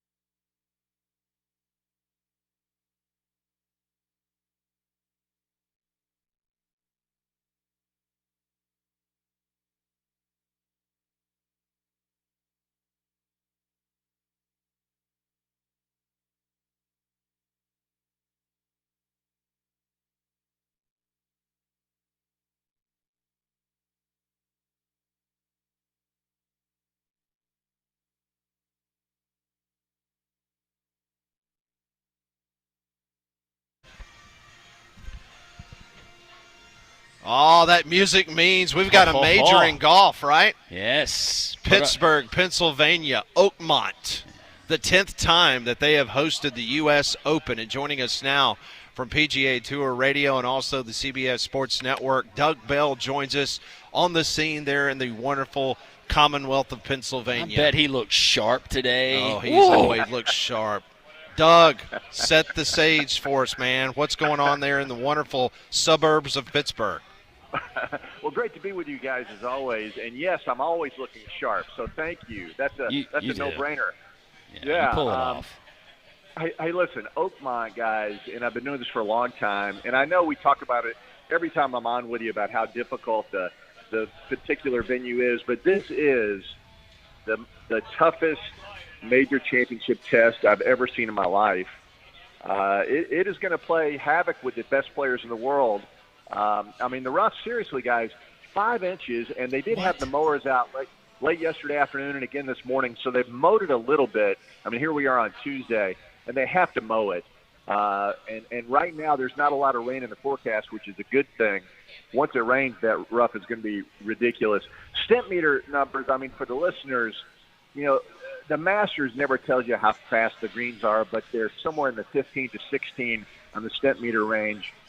And that's what they are now at Oakmont. And we haven't even dried things out. I mean, once the tournament starts, they won't put any water on the greens, and by Sunday they'll be crazy. So, listen, it's going to be a challenge. Number 8 is a 300-yard par 3. Number 1, which usually is a very benign hole on most courses, is a 500-yard par 4. It is going to be, guys, it's going to be brutal. And they're predicting a winning score over par, which has happened before in the U.S. Open. I just can't put my arms around the fact that a guy like Scotty Scheffler is going to go 72 holes and not shoot under par, but that's what they're predicting. So we'll have to see. That's crazy, Doug. All right, so we were all there for the PGA Championship at Shoal Creek back in 1990, and we remember the rough. And I can remember losing your foot, right? Following, I can remember following Jack Nicklaus's group, and he says something to if somebody affiliated with Shoal Creek or the PGA. And he was complaining about the rough, and that was the storyline, the rough. So compared to that, Doug, which you saw, what is this rough that we're going to see for this week's U.S. Open in comparison to what we saw in 1990? I'm just trying to put it in perspective.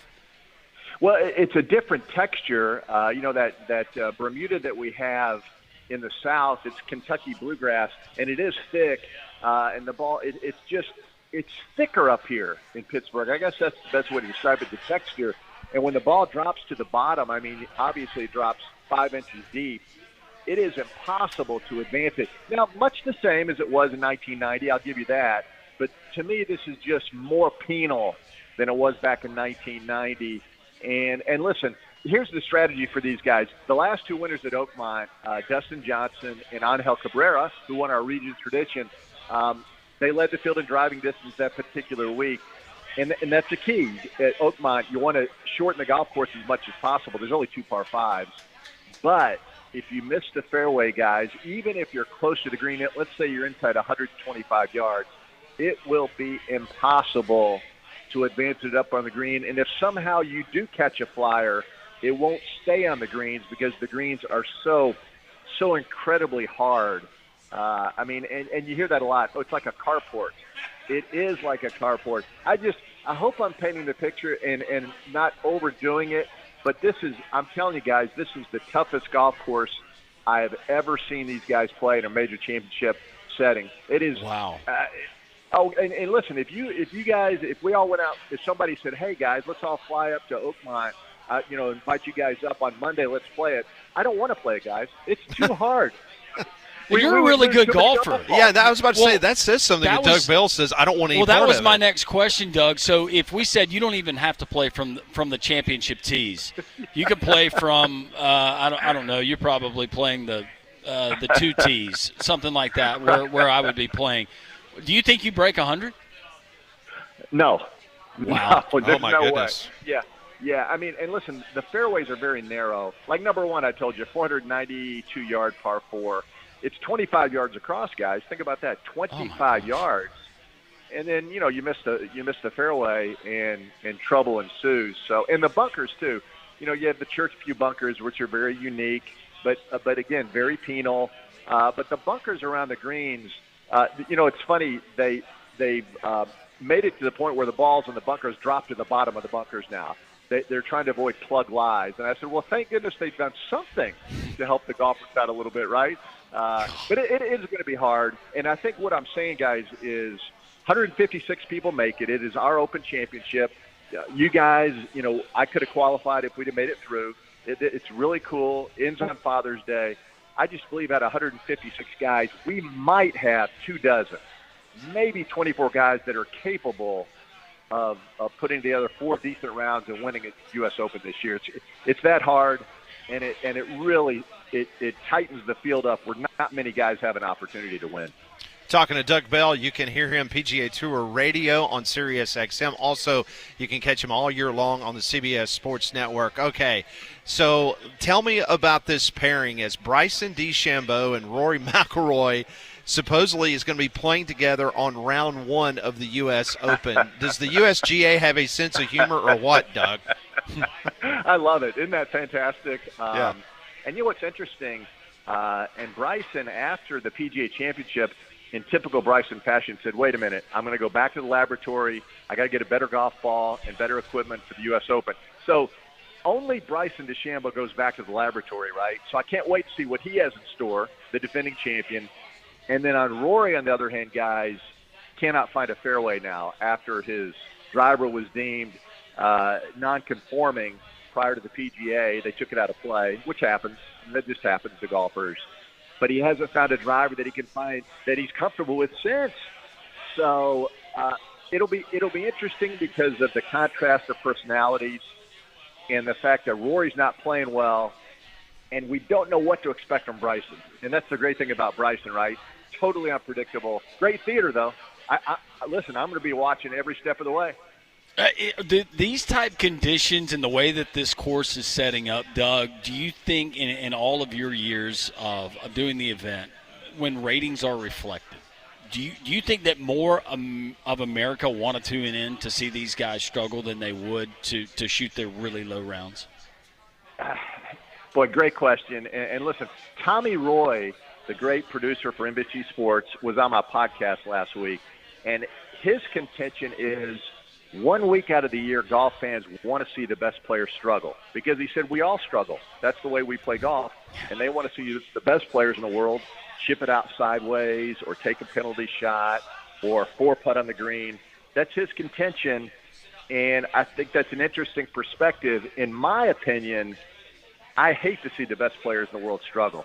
And listen, I love them being challenged, but they're going to challenge more than you can ever imagine this week, guys. I'm just telling you, I will be absolutely shocked if somebody goes and shoots anywhere remotely close to 10 under par for the winning score. I would just I don't know. I just don't think it's as hard as this golf course is. As I walk around and watch these guys play practice rounds, I've never seen anything this difficult in my life. So we'll see. But to answer your question, I'd rather see a few birdies than total struggle for 4 days. And listen, folks, you know Doug Bell's career. Doug has been around this game for a long time, and he can play the game. And for him to come on this radio program. No, that's going to be our audiogram. I mean, just talking about how difficult this is going to be this week for these professionals, that's something else. All right, so Scotty Scheffler, he's plus 280 according to Las Vegas to win this week. Bryson DeChambeau's at plus 700. Rory is plus 1,100. Give us some others. You're always good at this during the majors. You kind of said, okay, guys, here's some names that you need to pay attention to. Who else outside of Scheffler, DeChambeau, McIlroy, or maybe Rahm, who else are you kind of eyeing that can kind of make some noise this week? Well, Sepp Straka, guys, lives in Vestavia, married a girl, went to Auburn, and he's a local guy, and I see him he's not home very often, but occasionally I bump into him. He's had a great year, and I think he's plus 4,500, and he's the one guy, listen, to win a U.S. Open, you have to do it all good. I mean, you can't have a weakness, and he really does not. He does not have a weakness, so I think Sepp, and he's at the stage of his career where I think he's ready to win a major championship. So I like him. I like his odds. And the other guy who hasn't played great, but he's won on difficult courses, is Hideki Matsuyama. I think he's plus 6,500, guys. I think Hideki's won a Masters. I think he could easily win a U.S. Open. Has to putt well. Of course, you can say that about all the guys. That's the one Achilles heel for him. He has those weeks where his putting is just goes into the abyss. But I like those two guys. And I just don't think, listen, we're not going to have a long shot win. You can't have a weakness, guys, I'm telling you. And I think Sepp and Hideki are guys that whatever weakness Hideki has, he can overcome it for a week. He can find something on the green. So those are my two guys that I like. And listen, there's a reason Scotty's on top, guys. He is the best player by far. There's a gap between him and Rory, and And listen, if somehow he wins the U.S. Open, right, we go to Royal Portrush in Ireland with him a chance winning the Grand Slam. So Wow. I'm getting ahead of myself, but I'm just telling you, that's potentially on the horizon. Two things. Number one, it does confirm to me that I was in the same grocery store as Seb Straka. Yeah. There you go. During the go. winter time, there in the Vestavia area. But number two, I know you've been to Pittsburgh before. Have you gone to the old Catholic church that they turned into a brewery? No, in fact, it's funny. I tell people all the time when I'm coming on your show, and they listen. Remember at the Masters, you told me about the Hidden Green? Yeah. Yeah, and people, they're still telling me about that. Like, remember when he brought up the Hidden Green? I'm like, yes, that's the craziest thing, and I never could find it, by the way. So now I have to find the church. Okay. Yeah, it is now a brewery. It's really cool. They got really good food, even if you don't drink. But it's right there in Lawrenceville. It's an old Catholic church that they were going to demolish, and so this brewery went in. They've installed everything. The pews are still there. The confessional is still there that they turned into a souvenir shop. So if for anything else, go and check it out. It's a really cool thing. Well, so you're telling me I need to go make a confession or two? Is that what you're telling me? That is up to you. That is between you and the Lord. No, I'm not telling you that at all. But it's called the Church Brew Works. How about that? All right. Well, if I'm ever going to do a confession, I might as well do it in a place that's turned into a bar. That's exactly That's right. Doug, we always appreciate it. Thank you for painting the picture of what the course is going to play like this week, and I am absolutely not going to miss a minute of it. I will right. I will watch them struggle at least for 4 days and then back to low rounds. All right, guys. Have fun. Talk to you at Royal Portrush here in about a month. That sounds good. Thank you, friend. All right, buddy. Bye. That is Doug Bell joining us. All of our guests join us on the Higginbotham hotline for all of your financial, HR, and insurance needs. You got to go to our friends at Higginbotham and all of their great services. Absolutely. I've been telling you about my friends over at Abide Roofing, and this is a perfect time, folks. We've got a little lull in the rains and the storms for the next couple days, so give Abide Roofing a call today at 205-922-7134. I trust these guys 100%. I trusted them with a brand-new roof that they put on my house just a couple years ago because I had issues. I had loose shingles, I had leaking in my attic, and then the attic led to my sheetrock damage inside my kitchen. So guess what? I called Travis Lloyd. He got on my roof with his local roofing team. He dealt with my insurance company, and I was able to get a brand new roof. They helped me every step of the way. It was a very stressful process until I called Travis Lloyd at 205-922-7134 and the Abide Roofing team. They helped me immediately get through all of that anxiety, and I got that new roof. They're licensed, bonded, insured. They're the real deal. I trust them 100%. You should too. Call them today for that free roof inspection. No strings attached, no pressure at all. That's Abide Roofing, 205-922-7134. We continue this fun Tuesday live from Social Taco in Homewood here on Jox 94.5.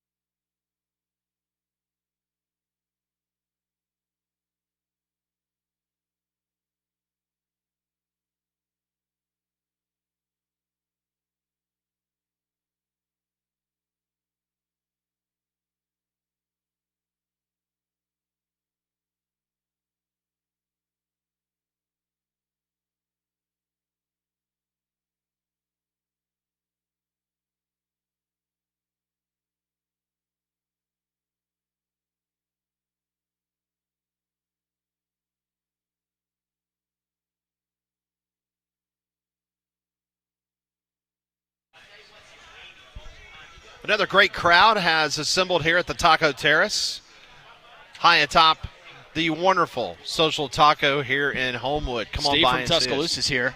That's right. He's got his Brave stuff on. Well, he was doing the chop when he was coming up the stairs. Sitting next to Dave, who's not wearing his Brave stuff. He's wearing his Georgia Bulldog stuff. Meanwhile, but they're both Braves fans. It's good to see FSU Dave. He was downstairs at the bar before he came up here. He's still drinking his sorrows when it comes to the Seminoles losing to Oregon State. Yeah, God bless him. Good to see Virgil here from Pelham. Yep. Virgil, good to see you. He's always on the verge. Always. I feel safe. You should. I do. You should feel very safe. You just know. You just get that it's really sense. odd. It's like, I feel safe. There's a bunch of people from Nebraska here. I'm not really sure why they're here. They are. But we have a gaggle of Cornhusker fans.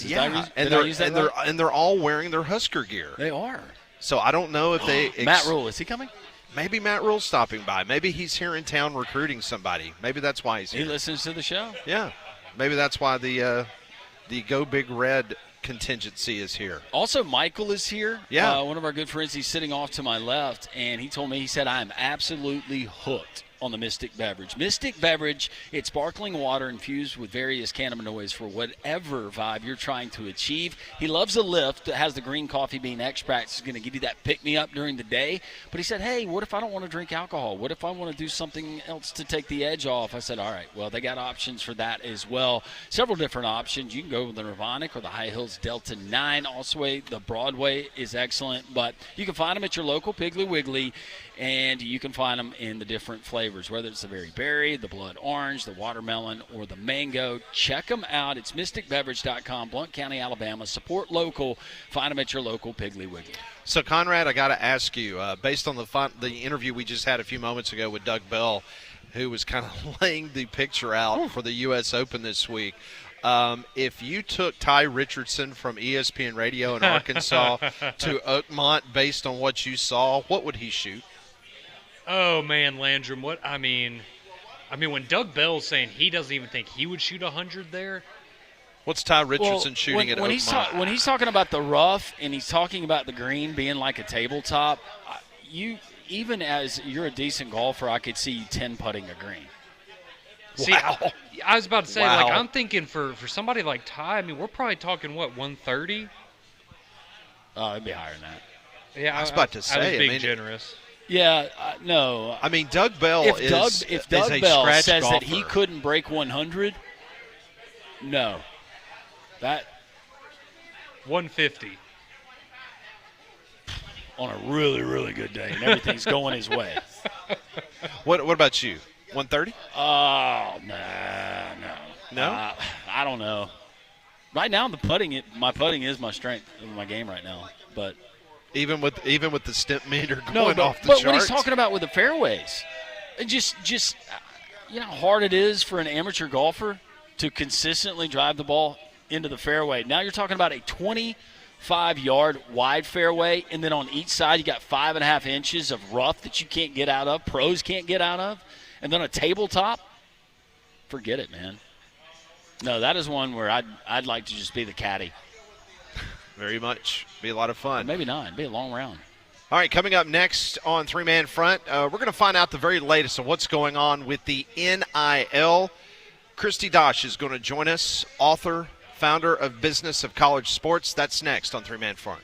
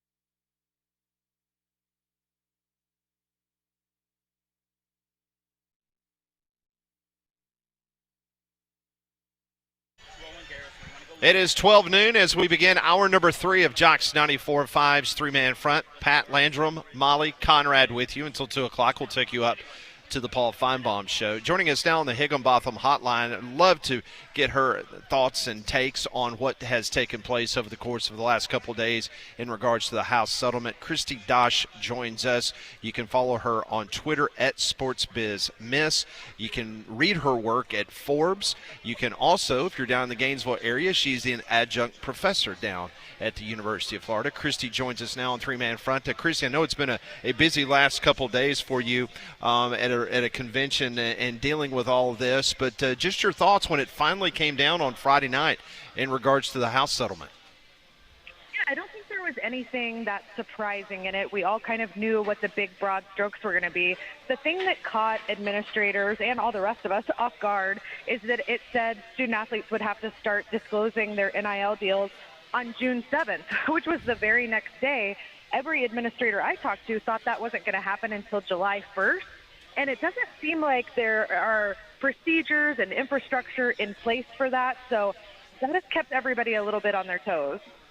Chrissy, in one of the complaints that we've had, either as just fans, college football fans, college basketball fans, just fans of college athletics, and we hear in the media, is the lack of transparency that we've gotten with some of these NIL deals. Now that you have, at least in public institution cases, schools' revenue going directly to student athletes, will we get more transparency now that this has been passed and signed?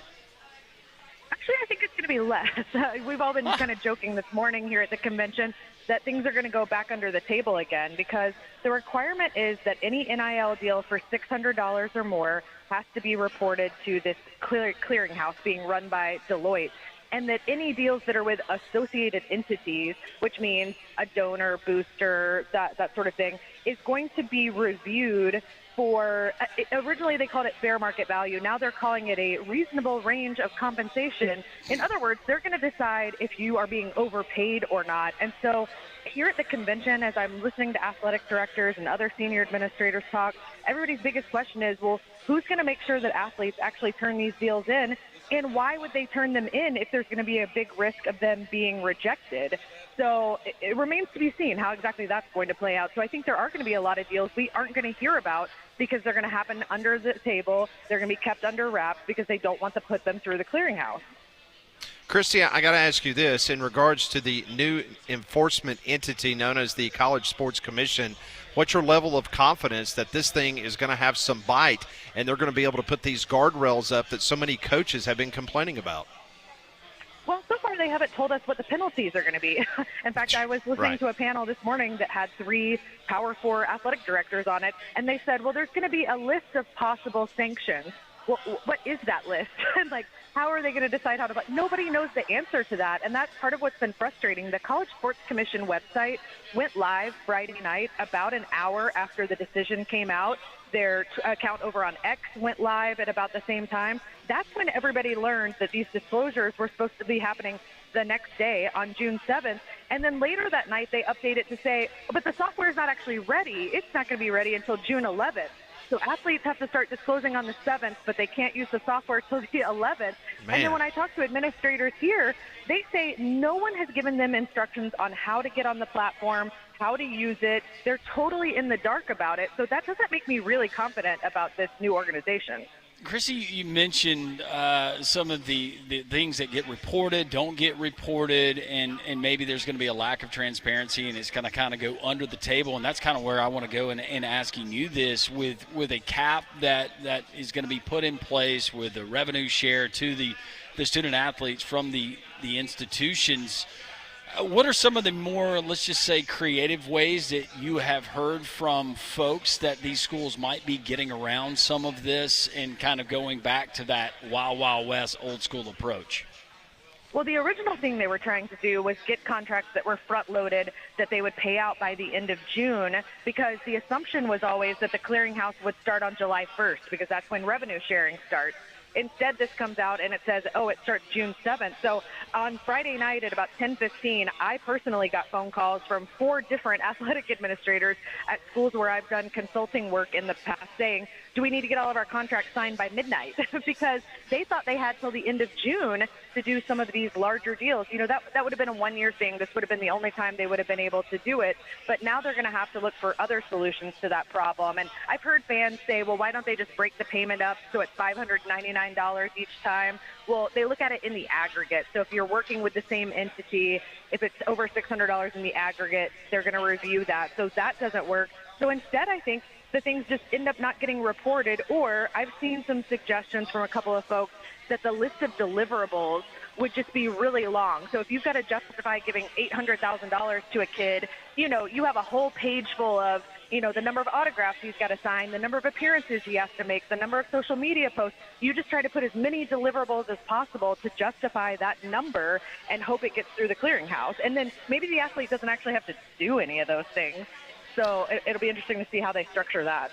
Okay, so it's staying on that theme, and we're talking to Christy Dosh here on Three Man Front. This NIL Go, I guess this is going to be an app, right, that they're going to launch in the next day or two. Do you have any idea how that is going to work? And I guess, is that going to be the quickest way that you can get to the clearinghouse for them to approve or say, hey, this is not going to work?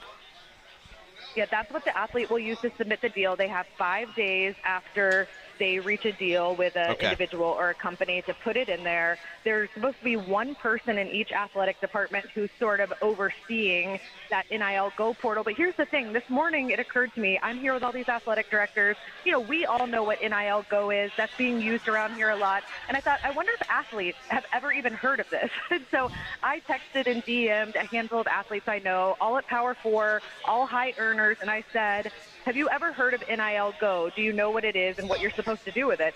Every single one of them messaged me back and had no idea what I was talking about. That is fascinating, but maybe not surprising. Christy Dosh joining us here on Three Man Front. We're talking NIL. We're talking house settlement and what it means for the future of college athletics. You're there with the administrators, and you do consulting work, as you mentioned, and you're in the know. How much concern is there, whether it's a Power 4 administrator, let's just say non-Power 4 administrator, about the elimination of sports, certain sports? Is that something that's going to be a last resort for a lot of these folks, or do you think that's coming sooner rather than later? You see some of the bigger programs already announcing that they're not going to cut sports, and in fact that they're going to fully fund scholarships. I think Tennessee, Texas A&M, Clemson have all publicly come out and said they're going to actually increase what they're spending on scholarships in addition to participating fully in revenue sharing. So it won't surprise me to see more of the bigger Power 4 programs choose to do that. But I think once you get past that, you are going to see a lot of cutting. Some individual athletes are going to have to be cut to meet the new roster limits. But also I think some full teams are going to be cut because the budget just isn't going to work anymore. And we're even seeing it here at the convention. Travel budgets for athletic departments for the administrators have been cut. There are far less people here right now than any year I've ever attended, and I've come for 12 years because those travel budgets have already been cut. And so 100% we're going to see sports cut, especially as you get deeper into the Power 4, the programs that aren't quite as big and successful, and then on into the mid-majors. They're not going to participate at the full 20 and a half. A lot of them are just going to pump money into basketball, but that's still going to be, a squeeze for them. So I do fully expect we're going to see more cuts coming. All right, so Christy, in your opinion, who is the biggest winner from the House settlement and the biggest loser from Friday night's House settlement announcement? So the biggest winner is the plaintiff's attorney, who are going to get hundreds of millions of dollars for this. And I've heard over and over here at the convention, I am a lawyer, and I don't take offense to this because I don't practice anymore, but everyone has said here the only winners are the lawyers, because you've got the lawyers involved in this case, the ones that will be involved in the cases challenging it, the ones that are Title IX attorneys that are going to get involved when the men are getting more than the women. So it's the attorneys who win. I think the losers are all of the sports where athletes are going to get cut. These new roster limits, in many cases, are lower than what the average roster size was, especially in sports like swimming and diving, regard, track and field. You're going to have fewer opportunities for athletes at the Division I level, and that's really sad. That is Christy Dosh, and I know it's been a very, very hectic and busy time for you, Christy. I appreciate you carving a couple minutes out for us to help us try to make heads or tails of this very complex situation. Safe travels back home, and we hope to catch up with you in the next couple weeks. Thanks for having me. Thanks, Christy. Christy Dosh joined us, so you can read her work there at Forbes. You can follow her on Twitter at SportsBizMiss. She's also an adjunct professor at the University of Florida. Yeah, she just told us everything. She's there at a convention with these folks that are dealing with this every single day. A lot of what she said, the fallout, will continue live from Social Taco's three-man front on a beautiful, what's turned into a beautiful Tuesday on Jox 94.5.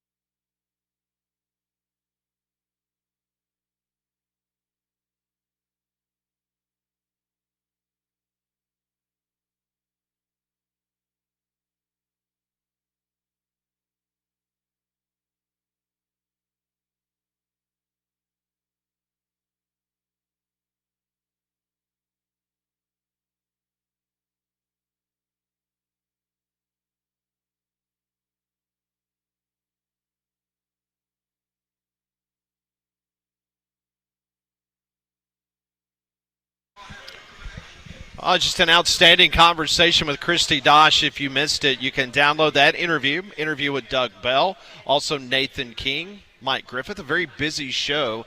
Appreciate everybody joining us up here at Social Taco. We've got the Nebraska contingency here. Hope they're enjoying their time down here in the Deep South. They might not be used to this humidity, but hey, welcome aboard. Yeah.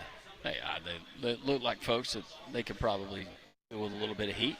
Right. And speaking of Nebraska, our own Nebraska graduate, Molly Robinson, joins us on side here. You know what I just realized? What? We should have had them bring some Runzas.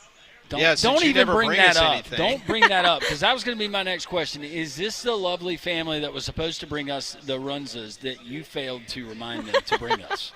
Yes. And we know that's exactly what happened. I'm not taking it We out can on make them. that happen, though. All right. What you can make happen, we've got an exciting event coming up at Smith Lake June the 21st.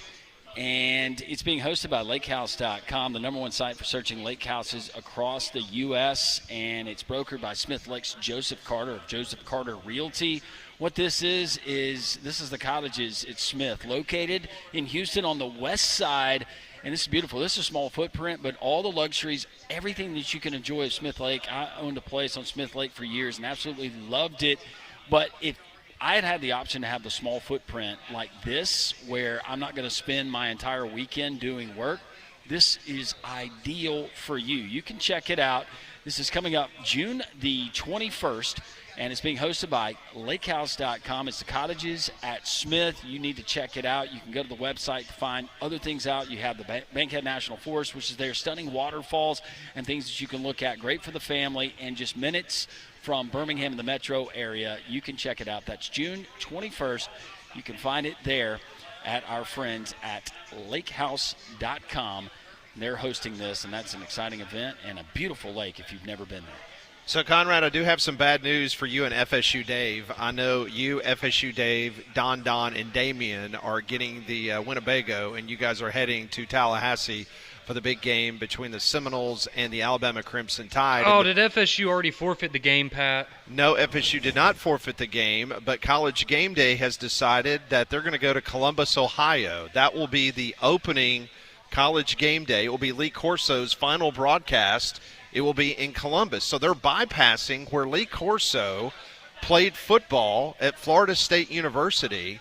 Instead, they are going to go to Columbus for the big matchup between Texas and Ohio State. You know why that is, Pat? It's because they can't – it would be so heartbreaking for Lee to have to pick against Florida State in his final game day appearance. So they're helping him out, Pat. That's exactly what this is. FSU Dave is not happy with you right now, Conrad. He is shaking his head. Nope. He is now gone to whiskey. All right, now what was he telling us? Okay, so like when they throw the spear, right? When they throw the spear on top of the horse, it means it's a game, right? It's a competition. He only dismounts against Florida. Against Florida. Because it's war. And it's war. Yes, I remember that. Because that means war. That's right. So does this mean so Alabama's not going to be war, it's just a game? Just a game. Probably more of a one-sided battle if I had to guess, Pat. Are you calling this an ambush, Conrad? I think we remember what happened the last time these teams played. What would you call that? That was an assault. DeAndre Francois is not coming out of that time. FSU Dave wanted me to remind you about what happened the time after. Remember when all the Florida State fans were talking about how great and how improved their offensive line was going to be before that game, and then we just saw that just absolute butt kicking? I do. I just hope Dave's quarterback can walk after the first week of the season. That's really what I'm pulling for at this point. Who did they get? They got that kid from Castellanos. Yeah, Castellanos from Boston College. Yeah. Bama's never seen the likes of him. Oh no, the guy that got benched at Boston College is coming for revenge. Oh no. Now, man, this is going to be a salty ride to Tallahassee with FSU Dave, Conrad. You better get ready for that. Dave is trying to convince himself this is going to be a game, and that's what he should be doing. He's a Florida State fan. Now, you guys have a bet, right? You consummated the bet last week. Y'all shook hands. Yeah. If whoever wins, the other has to buy the other Tito's and soda. So, yeah. All right, let's hypothetically, Alabama's up 42-0 at the half. Dave says we're leaving. What does Conrad do? Conrad's hitchhiking back to Birmingham the next day. Attaboy. What could go wrong there? I'll call Wimp and get him to give me some more advice on hitchhiking. So you're going to stay there at Doak Campbell and soak it all up because you've got that nasty taste of Norman, Oklahoma in your mouth from last year, don't you? Oh yeah, I'm gonna go plant the spear at the at midfield after the game. No, careful. That'll get you arrested. That'll get you arrested. That's probably not a good idea. I'm pulling a Baker Mayfield. I don't know what y'all are talking about. No, we don't need anything with you involving a spear. Could be good publicity for what the you refer for the show. to as a spear. Nah, it might not be good publicity. No, mind your cues. No, I know Dave will be very hospitable, and I will be very respectful of that.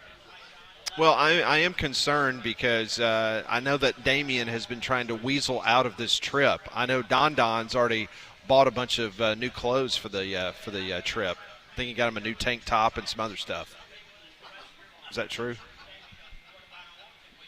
I bet he did. See, why would Damien try to get out of this, though? It seems like I mean, this is right up his alley. You think Kane Womack is every day going through Gus Malzahn and all the tricks that he's going to be pulling out for this first game? That would, in all seriousness, that would be the one concern that I would have, is that you have not seen Gus Malzahn, the personnel he's going to have at Florida State, and having this long to script this game. That would be my concern. You're concerned for Alabama fans? Yeah. Okay. They're good for at least one trick play. Gus will tell you he'll get up for all the games, but as offensive coordinator in this role, he's going to be up for this one. You know what's so interesting about this is that, FSU Dave and Conrad, they love the Yankees. Yeah, they do. They're like That's Mike true. Newton. I mean, they share that love of the pinstripes, They do. the history, the championships, the no facial hair up until this year. They all love that. Mm-hmm. And now all of a sudden they're on opposite sides, and I can tell that That's where it stops. This is really bothering Yep. FSU Dave, because I noticed last week when we were having the Jim Cott breakfast that FSU Dave stayed away from Conrad. He It's did. like they're not talking anymore. Like the friendship has already unraveled because of this rivalry And I between hate to- Florida and I State hate and to- Alabama. I hate to see it. I hate to see two. I thought that they were going to be the best of friends, but maybe it's this trip that brings them together. Hope so. Maybe it's a flat tire in the wee hours of the morning. Did they decide, are they staying in? And Dave's changing it, and it's kind of like a father-son moment. Yeah, he can where teach he's like, me how hey, to Conrad, change a tire. We're this glad is you how can change do a it. tire. This is how you do it. Conrad's still looking for gloves. Meanwhile, Dave is just covered in all kinds of tire filth. Can you And ask he's him like, if he will call me son for the entire trip? I think that would really help. He's shaking his head no. That's a big negative. Sonny. No, what about Sonny? I don't think that's going to happen. I don't know. I See? think Dave is now second-guessing taking you. He's having second thoughts. Nah, we're going to have a great time, Dave. Can't wait. Hey, Yeah. he says he can swear at you in 13 languages, so I That's think kind of cool. That would Yeah. be very entertaining, actually. Yeah. I'm fine with that. Yeah. that would be good. My mom would have Give him the appreciated one that at the where Texas game. remember the tennis player that cussed at him in another language, and they had no idea that he knew the 13 languages and all the cuss words? That's a great story. Yep. That's a good Nothing one. gets by that guy. No, he's sharp. Oh, he's going to be relentless, Conrad, if somehow FSU pulls off the My upset. prediction is that FSU Dave will have Damian and Don on the side of the road by the time they get to Dothan. Dothan? Yeah. That's a long ways, though. No, I say the first Peach Park. In Clanton? Yeah. Clanton? Yep. Man. And Damian's got kinfolk down there, so he'll be fine. Yeah, he can call somebody. Poor old Don will be toting that shoe. Yep. He'll be there the whole time. Toting the shoe. The shoe. Somebody will pick him up. So I know yesterday we spent a good bit of time talking about the Birmingham Stallions losing over the weekend. The television ratings have come out, and it's massive.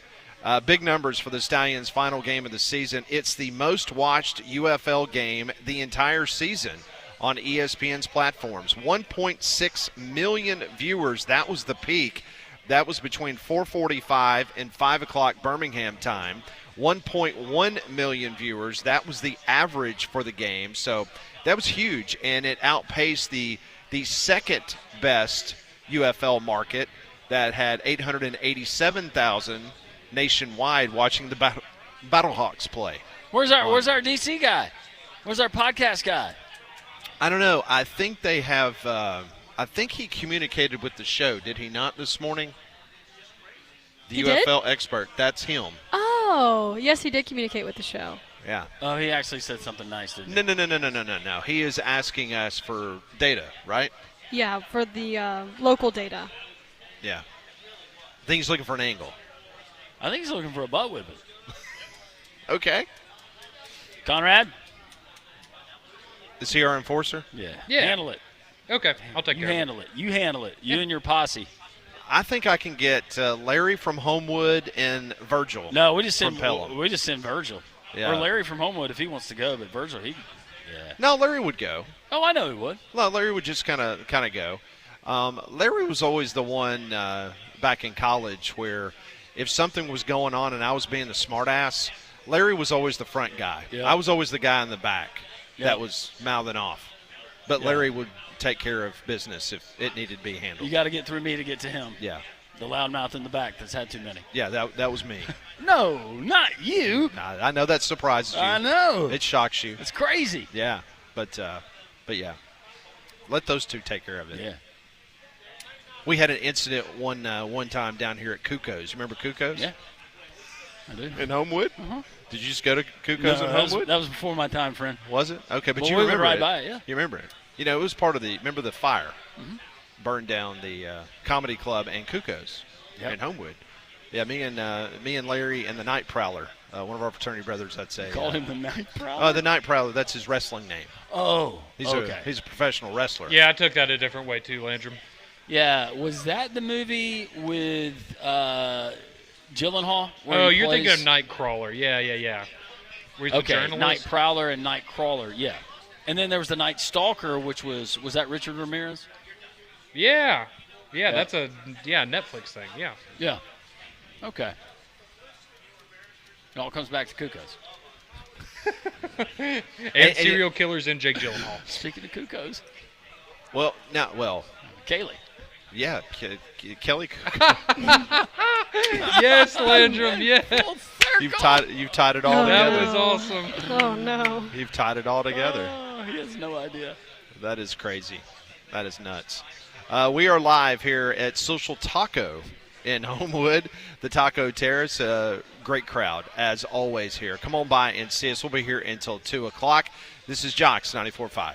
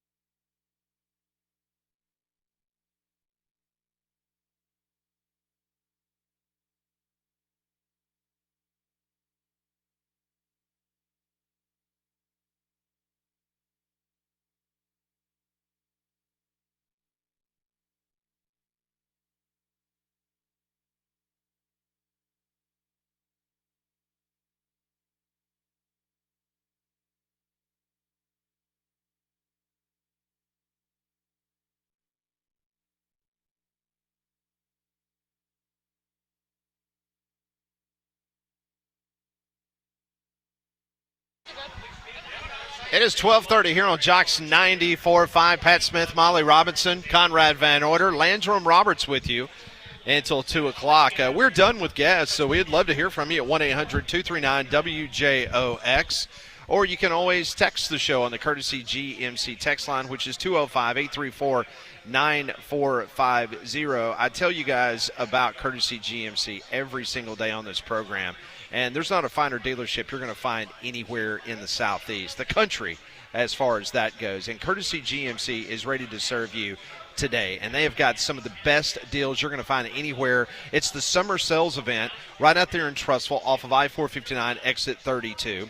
How about right now, $15,000 off the luxurious Sierra Denali Ultimate, or you can save up to $11,000 off the rugged AT4X with the largest selection in Birmingham right there at Courtesy GMC. Plus, they've got over 30 certified pre-owned vehicles on the ground and priced to move today. Don't wait.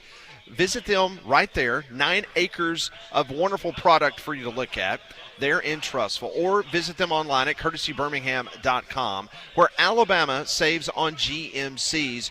You can do the price check. You can check there at Courtesy GMC online, and then you can look around the Southeast, and you're not going to find a better deal anywhere on any new GMC vehicle. CourtesyBirmingham.com is the website. Go visit them right off of I-459 exit 32 in Trussville. We've had a jam-packed show today. Chrissy Dosh joining us and talking about the latest. She's at a convention right now of athletic administrators and what the House settlement that potentially means. She said at 100% there's going to be sports that are cut, and they will come at the Power 4 level in addition to the non-Power 4 level. Doug Bell live from Oakmont talking about the U.S. Open and how tough this course is going to play. And, of course, Nathan King in the 11 o'clock hour as he discussed all things Auburn. And he thinks that Bruce Pearl and Auburn's basketball in the offseason and some of the roster additions, they did about as well as they could have done, and also the expectations for Hugh Freeze. All of that found at JoxFM.com and the Three Man Front podcast. So Ole Miss football, they have announced that they have sold out their 2025 season tickets. That is the second straight season that the Rebels have done so. The school said it's the 8th sellout in modern program history. The Rebel home schedule includes Georgia State, Arkansas, Tulane, LSU, Washington State, the Citadel, and Florida.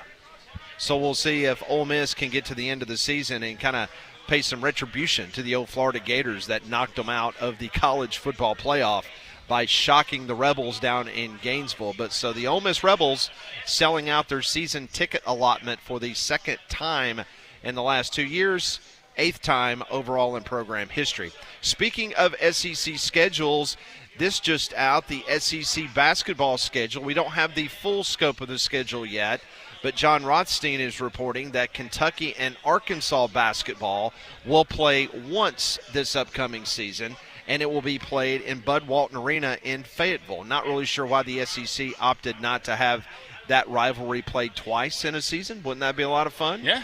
That was kind of the turnaround, in my opinion, of the Arkansas basketball season by them going up there and beating Kentucky, and Coach Pope and Coach Cal's return kind of got the Arkansas team heading in the right direction for the rest of the season. Yeah, because that was an Arkansas team up to that point. We thought, all right, they're going to have maybe a losing record overall, but there's no way that this team is going to make the NCAA tournament. And you go into Rupp and you give them the business, especially in your return in a hostile crowd. And, yeah, it was. I would love to see that game twice in one season. I think that's one we need. Now, that would be a lot of fun between those two. Conrad, I saw a story yesterday about Texas Tech and the Red Raider Club. It appears that they are about to really up the ante in regards to what they're going to provide for the NIL and what their athletic programs can expect. And that story is really gaining a lot of traction, kind of the eye-popping numbers that Texas Tech is going to provide. Yeah, and we know Cody Campbell, who was the second member of that presidential commission that Donald Trump had tried to create with Nick Saban and Cody Campbell. As you said, they've spent a lot of money. We talked about a lot with softball, right? They went and spent $1 million on Najari Canaday, found themselves in the College World Series, and that has rolled over to other sports as well. Reports coming out yesterday that it's believed Texas Tech will pay its players $55 million across all of their athletic programs this year. And it also, part of this report, as when we're talking about the $20.5 million annual budget you will now have with the House settlement, Texas Tech has said its fundraising arm, the Red Raider Club, is going to be responsible for generating $14 million annually to help fund that $20.5 million number. That is so incredible. $55 million across all sports, every student athlete. Now, remind me, as far as which student athlete gets, how's that cut? How is that divided? Well, that will be the interesting part, because most people believe that the Power 4 type school is going to spend between 13 and 16 million just in football. But we've already had Hugh Freeze doing interviews saying that they're going north of 20 million with their football roster. People in Tuscaloosa tell me that Alabama's going to be 21, 22 million in the ballpark, that kind of thing. So I don't know, Conrad, have you seen a number where Texas Tech, what that number potentially would be just for football? Yeah, I have no idea what the number would be just for football, but I think it's also worth noting that this would be the last year they would be capable of doing this, right? Like starting next year, you're going to be abiding by that $20.5 million number. So, yeah, I don't know exactly what football's getting, but, yeah, this certainly seems like that last hurrah of, all right, we can really break the bank this year, and they're going all in. And what is softball pitcher getting? $1 million. She got $1 million. And she just re-signed for next year. She's getting $1.2 million to come back for another year. Man, she only got a $200,000 raise for taking the team to the College World Series and one game from the championship. It'd have been 5, Pat, if she had just sealed the deal. Well, I was about to say she gave up 5 runs in the first inning of the last game, so maybe that hurt her a little bit. Man, that's something else. Speaking of Texas Tech and Texas in the Women's College World Series, the ratings have come out for that. Texas's 10-4 win over Texas Tech in Game 3 of the Women's College World Series averaged 2.4 million viewers on ESPN and ESPNU. That is the most watched NCAA college softball game ever. Just got to keep boosting that ego of the Longhorns, don't we? The game peaked at 2.7 million viewers. Woo. The most ever to watch a college softball game. 2.7 million. That's a lot of folk. Yep. Were you one of those? I was not. I was probably umpiring. What's your excuse? I watched a little bit. You're watching the Braves lose one of their 6 in a row or 7 in a row, whatever it was? Probably. I might have been looking at paint colors, measuring my grass. Measuring your grass. You find all kinds of things when your team's not winning in baseball, Pat. Well, we won last night, and maybe we can make it 2 in a row, right? You dang sure did. You beat the Brew Crew last night. They're in the wonderful city of Milwaukee, Wisconsin, which basically now is a suburb of Chicago, Illinois. 7-1 the final as the Braves take out the Brewers. Chris Sale, 11 strikeouts last night. He allowed 1 run over 7 innings. Grant Holmes on the bump tonight. You feel good about Grant? Yeah, hopefully he can get back. Struggled a little bit and got pulled early. I think he only went 3 1/3 innings in that awful game that we saw, getaway day, last Wednesday against the Diamondbacks? The 11-10 loss? Yeah, where they gave up. Yeah, he got pulled early in that game, so hopefully for Grant's sake, for the Braves' sake, and for my fantasy baseball team's sake. How is your fantasy baseball team doing? We're in 3rd place. Okay. Yeah, we're moving up. Kids are playing real hard right now. How's Eugenio Suarez doing? Eugenio and his little earring, man, he's doing great. Mike Trout coming back, that's been really, really big for us. Contreras, he's pulling his weight. Yeah, feeling really good about him right now. I was in 11th out of 12 teams, and now I've quickly, but it's a marathon, not a sprint. So you're mirroring the Atlanta Braves season in fantasy baseball. That's exactly right. How about the Cottages at Smith Lake? Your chance to own that dream home at the lake is here Saturday, June the 21st, the grand opening of the Cottages at Smith Lake. Located there on one of America's most cleanest, pristine lakes, the Cottages at Smith Lake, area's first and only Tiny home community. That's right, tiny homes, small footprint, beautiful lake, beautiful place to own for you and your family and friends to enjoy. Over 120 home sites to choose from, each with beautiful lake views and your choice of custom cottage from 6 unique models. Also, they have amenities like gated access, boat ramp, community docks, saltwater swimming pool, lakefront picnic area, walking trails, and so much more. Don't miss your chance for the perfect lake cottage. Grand opening Saturday, June the 21st, presented by Joseph Carter Realty. For more information, you go to thecottagesatsmith.com. That's thecottagesatsmith.com. 74 days until kickoff of the college football season. August the 23rd will be that magical date that we're all waiting for. When we come back on Three Man Front, we'll break down a brand new power poll from a significant member of the media, one of the best preseason magazines you're going to find anywhere.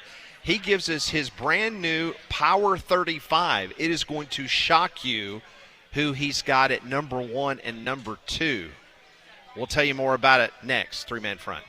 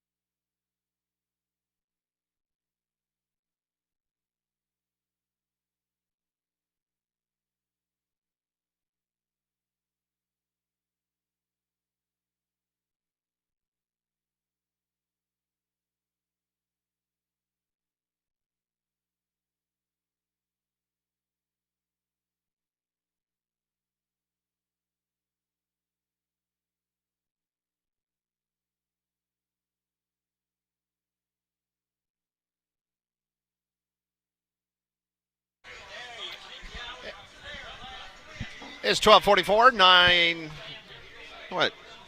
16 minutes in front of the hour. Can't add. Can't subtract. That's okay. You sold out your season tickets there in Oxford. Congratulations. You're doing your part. They got a big profit off of it. Maybe Lane will do his. No kidding. Come on, Lane. Don't lose to Florida I mean, or goodness. Kentucky. Come on. What are you doing? All right, so Phil Still, his magazine is due out, I think, in the next week or so, next week or 10 days. And so he does things a little bit different. So he has a Phil Still's Power Poll. And this Power Poll, what it does, it takes the team's ability to win games, not just their projected win-loss total. It's not schedule dependent. The rankings are not influenced by the difficulty of a team's schedule.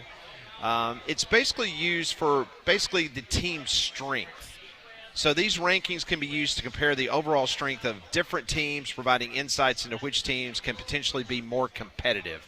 So this is according to Phil Still. This is his top 35. I'm not going to read all 35 just for the purpose of this process. I'm going to give you the top ones and which SEC teams. He has got a Big Ten team coming in at number 1, but it is not The Ohio State University. It is Penn State. Okay. He has got the Nittany Lions at number 1 according to his power rankings. Coming in at number 2, the Notre Dame Fighting Irish. At number 3, the Texas Longhorns, the first SEC team in Phil Still's power rankings. At number 4, the Alabama Crimson Tide. There we go, Phil.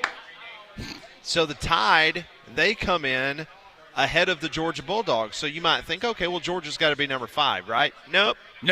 It's Ohio State. Oh, toast you. At number 6, it's the Fighting Dabos. Clemson. Clemson? Comes in at number 6. At number 7, the Georgia Bulldogs. There you are. According to Phil Still's power rankings. This one is a surprise. Phil Still at number 8 has the Oklahoma Sooners. A lot of people in this restaurant are looking at me right now wondering if I've been drinking. John Mateer time, baby. Drinking, smoking, something. And if you thought I was drinking or smoking, this next one might have you scratching your head as well. Texas A&M comes in at number 9. Phil, you've lost it. Well, just when you thought he was absolutely off his rocker, coming in at number 10 is the Florida Gators. That's it. You're done with Phil?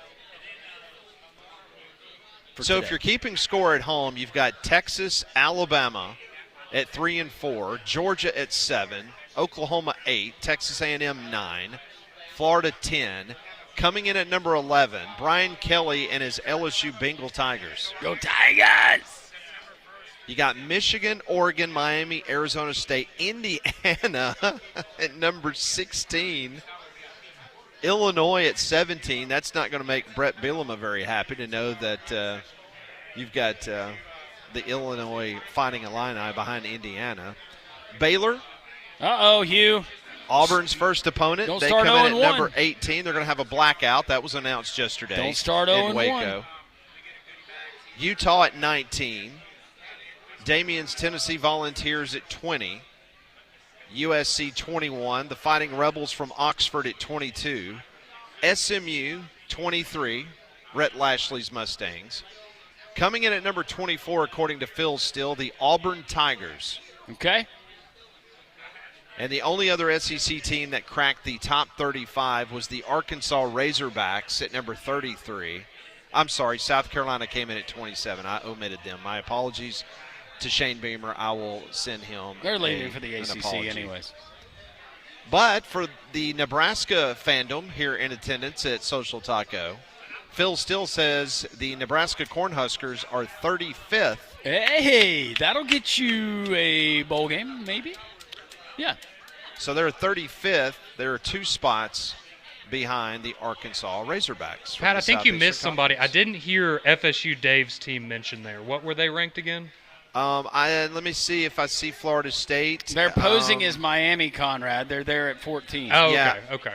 Yeah, I am not seeing Florida State listed according to Phil Still in the top 35 teams. Florida in his State is power not poll. there, Pat. There is no garnet and gold. Wow. Or scarlet. Garnet? It's garnet. That's garnet. Doesn't matter. It's blood. Scarlet is the color at Nebraska. Yes. Right, Molly? Scarlet. Right. And Rutgers. Yes. But Garnet. That's why they're called the Scarlet Knights. Yes. Hence the name. Yes. What is South Carolina? Is that Garnet or That is- Scarlet? that is Garnet. I always think Scarlet because Scarlett O'Hara and Gone with the Wind. No, it's Garnet. Garnet's Garnet. closer to maroon. Red. Okay. Maroon is more Texas A&M, Mississippi State. Correct. Correct. Correct. New Mexico State. Yes. Maroon. Garnet is Florida State, South Carolina. Scarlet is Rutgers and Nebraska. What would Rosé be? Molly? What Rose- would rosé be? Rosé? Yeah. You know, that's the wine you drink all the time. Out of the box. I don't. Is there a rosé team? I don't know. We were just doing different shades of red. Oh, I think Ohio State is Scarlet too. Yeah, they're Scarlet. Okay. All the rabbit that was holes we fun. go down. Yeah. Does Phil have That any was more fun. lists that we can pick apart? More colors we can discuss. Scarlet's just the weaker brother of Crimson, and we all know it. Phil Steele's not real top 35. So what do you think? Penn State at number 1 according to his power rankings. Yeah, the only thing I think, number one, I think historically they fall short. But also I think about some of the dudes that they lost off of that team, and I know they recruited, but yeah. No, I'm not buying number 1 in the country. I'm not buying Notre Dame at number 2. I'm not either. No. I think about what they lost. I was about to say, do they know who their quarterback's going to be? Yeah. But the pecking order from the SEC, they according to his power rankings now, and I gave you a definition of his power rankings. Yeah. So it's not. There's a lot of different quotients that goes into this formula. Sure. It's not like this is my top 25. This is his Yeah. power rankings. But Texas, Alabama, Georgia, Oklahoma, A&M, Florida, or LSU. And by the way, going back to that and all the things that you factor in, those are all things that you should factor in when comprising your top 25. Sure. But for some reason, some folks don't do that. I don't have a problem with Texas being 3. I really don't have a problem with Alabama being 4. I'm a little bit surprised, not that I don't think that they're going to be much improved, especially on the offensive side of the ball, but where he had Oklahoma. And that would have been at, 8? Yes. Their schedule's just brutal. Their schedule is brutal. So you've got them right behind Georgia, and I don't have a problem with Georgia being a 7. Clemson, I think, is going to be really good. I would have I do Clemson too. ahead of Penn State and Notre Dame. Yeah, I would too. So if you were to guess right now in the ACC, who's playing for the ACC championship in Charlotte? That will be put Clemson. in Miami? And, yeah, I'd probably still go Miami. probably Miami. SMU will be good again, though. Yeah. What would my other options be there? Stanford. SMU. North Carolina. Yeah, this is the ACC we're talking about. So, yeah, I think we've already Be named quiet, the Jordan. championship. Yeah, seriously, Jordan. Yes, God, we haven't Jordan. heard anything from Jordan in weeks now. It's weird. No. Oh, it's coming. She's getting ready for the festival in P-Town. Yeah, she's helping her mom out at the museum right now. Oh, I forgot. This is a busy month for them up there. Yeah, they throw out trinkets at the parade.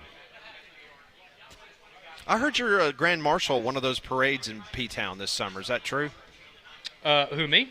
Yes, you. Yes, you. Yeah, no, it was a You're huge the mayor honor. of P-Town. Yeah, it was a huge honor. Paige was not invited, though. Really? Yeah. Oh, I don't know. I can't figure that one out. I know. They have something big going on in College Station that weekend. You taking Don Don? Yeah, if he'll come. If he'll have me. Oh. When have you ever heard Don Don say, "Nah, we're full"? That's a great point. No, we can't make room for you. Don Don. There's always room for one more, right? He would take himself out of the party to include someone else. That's just how big of a heart he has. And look at it. He's been working hard. We got Howie that just joined us his first time now. Look at just the camaraderie everybody, of the listeners of Jox everybody just 94.5. embraces tremendous. Embraces everyone from Great to all see walks of life. Fat Joe's here. Joe from Vestavia is here. Yeah, Joe from Vestavia. Yep. Matthew is always here. Matthew was here very early. Yeah. Always good to see He brought Matthew. treats. Yeah, always, he did. He usually Did, brings yes, treats. thank you. Yeah, he's Yeah. got his Stallions cap on, Giddy up. supporting the hometown team. Yeah, we have our Cornhusker cluster. Yes. Larry and Virgil, look, they look like they're a very intense conversation right now. Yeah, that looks like they could be talking about security detail. Probably so. We've got one more hour of fun and frivolity here on Jox 94.5's three-man front before we hand it off to that man named Paul Feinbaum. Paul. Keep it tuned right here. We'll do some Pat Ponders next hour. Also might have a little bit of news coming from conference expansion. Could a team from the American Athletic Conference be heading west? I'll tell you who it might be next on Three Man Front.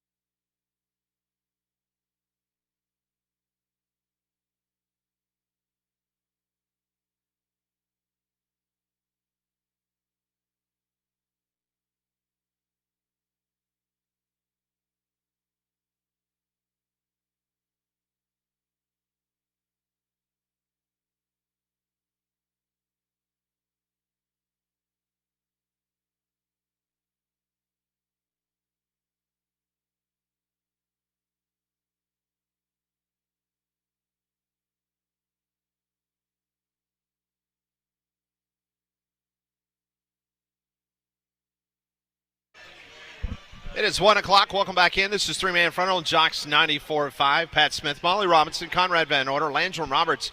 We're live at Social Taco until 2 o'clock. Come on by and see us. If you missed any of our interviews today, right here on Jox 94.5, you can download the Jox 94.5 app.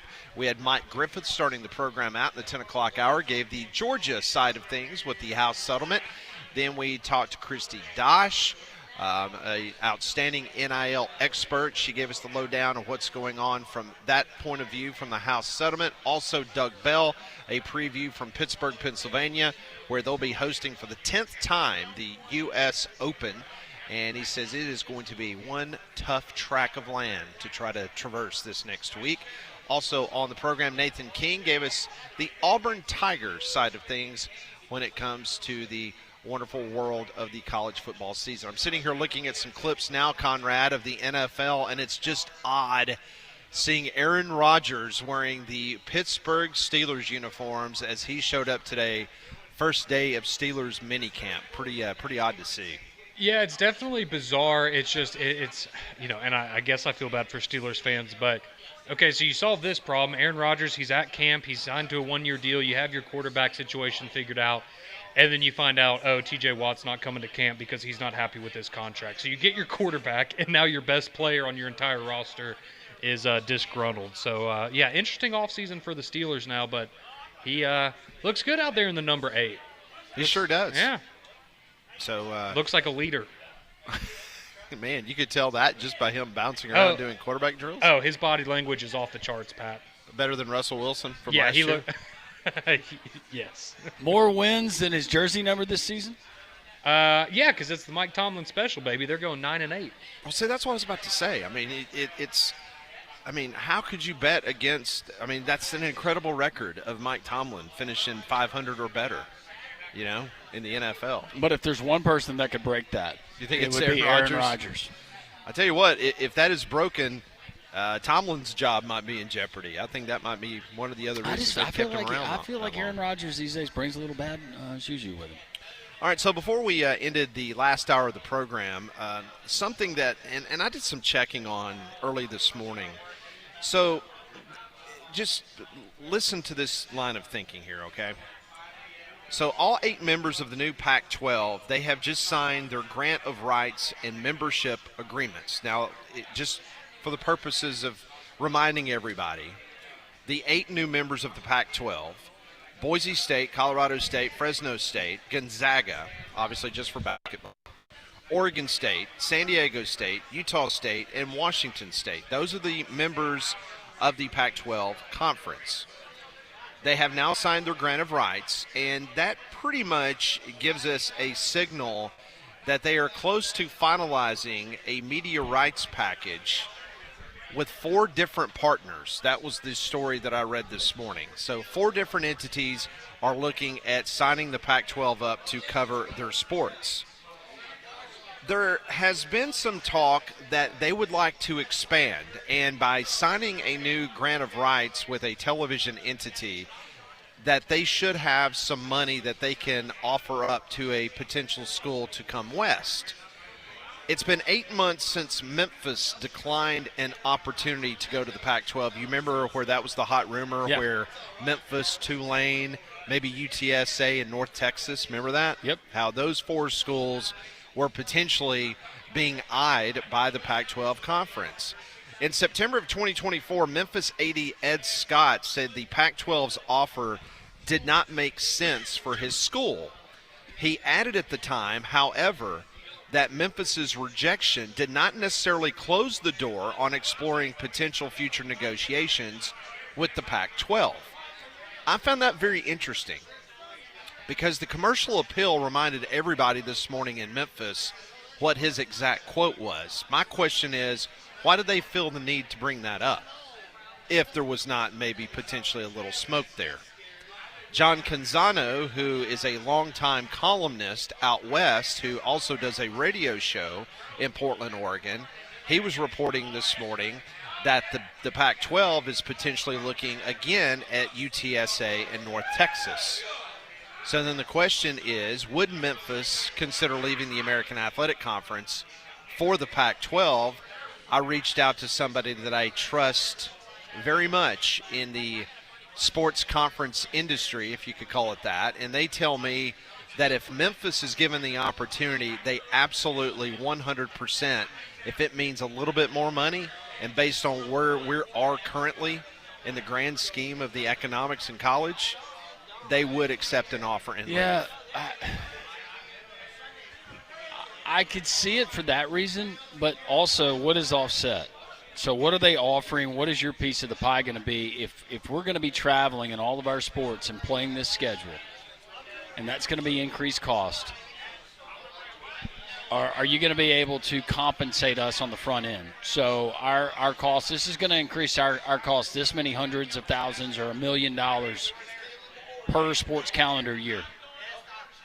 Is this going to make up for it and then some? Because I don't see the draw of going and kind of the unknown and some of your new teammates and who you're going to be playing with. American Conference seems like it's on very solid ground. You're very familiar with the folks that the member institutions that you're joining in that conference. Remind us again who's going to be a part of this. Yeah, you got Boise State football and all sports, Colorado State all sports, Fresno State all sports, Gonzaga all sports for the exception of they don't have a football program, Oregon State, San Diego State, Utah State, and Washington State. And then you throw in a Memphis, and don't think they're going to stop there. Now, if Memphis, they're going to be looking for a potential partner on the eastern side of the Rocky Mountains. Well, and not just from a numbers standpoint, but Memphis would be some of the star power of that conference. With those that you just mentioned. Think about basketball. Gonzaga and Memphis in the same conference in basketball, that's huge. That's really huge. It is big. But I also start thinking about the likes of Colorado State, Utah State. Not that Colorado State's not good in basketball. I'm just thinking across the scope of all sports. Is, again, the juice worth the squeeze? And then you're going to, from the familiarity of what you know with the American Conference and the people in that conference to going to the unknown, it would have to be a really lucrative deal. But what is really lucrative these days? Now that we have a house settlement and athletic director's looking down his budget sheet and he's going, all right, well, if we do this, we don't have to cut this, we don't have to cut this, and 5% of you get to keep your jobs. You know, and for me, it would have to make a lot of financial sense. They'd have to grease the palm. A lot. And the reason being is because look at the additional travel cost. Now, that's what I said. I mean, we're not talking about Memphis joining the Big Ten. We're talking about joining the Pac-12. And okay, let's say that you make a couple more $1 million. Is that going to be able to offset your travel costs when you've got to send your volleyball team to Fresno, California to play a volleyball match? That's what I said on the front end. Okay, what are you offering? Now, this is what we've calculated our increase is going to be in travel costs. We're going to need you to kick in some more to cover that. Well, now here's another thought. And I know you and I have had this conversation with Bill Clark before.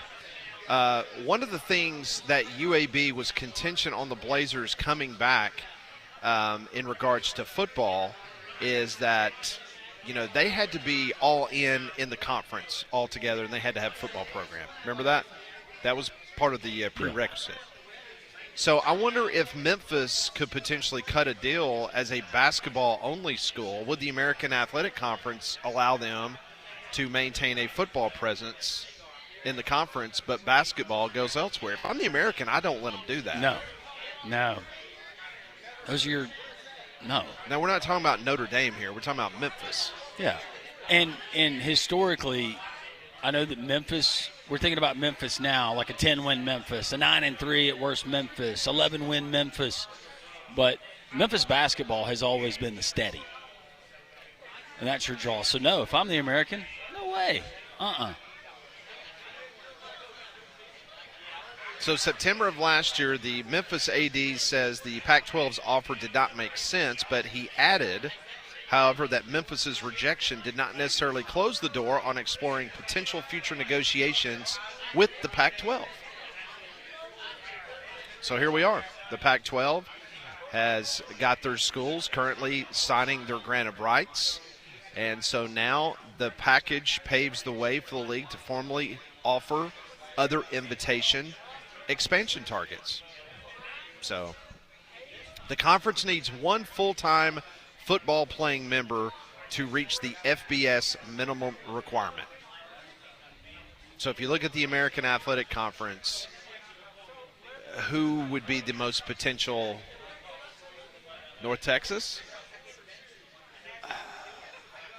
I would think that maybe UTSA. Okay. To me, UTSA fits into that group more than North Texas or Memphis. Okay. But they're definitely going to be kicking the tires. And according to John Canzano, they think that the state of Texas is where the Pac-12 will look. Heck, it might be Rice. Could see that. Rice is sitting on a big old stack of money, though. I don't know how much that would incentivize Rice to say, "Hey, let's pick up what we know." Not that they give a lot of that money, but Rice got a ton of money. For sure. Not that they put a lot of it in athletics, but Memphis would be the one that if I'm the Pac-12, that's the one that I target. No, I mean, that's absolutely. But if I have to have another option, UTSA would be there. Okay. And had a heck of a showing in baseball this year. Yeah. Football program has been Jeff Traylor yep. seems like he's going to be there for a minute at least. Yeah, basketball program, not needs so some much. help. Yeah. They've struggled.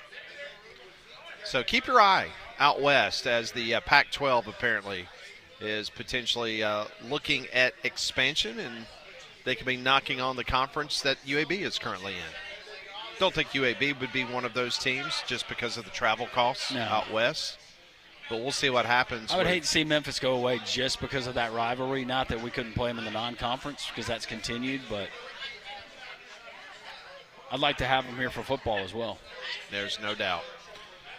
We are live at Social Taco. Come on by and see us. We've got another 45 minutes in which we will be here, and then we'll hand it off to the Paul Feinbaum Show. Another great crowd in attendance. Come on by and see us. This is Jox 94.5's Three-Man Front.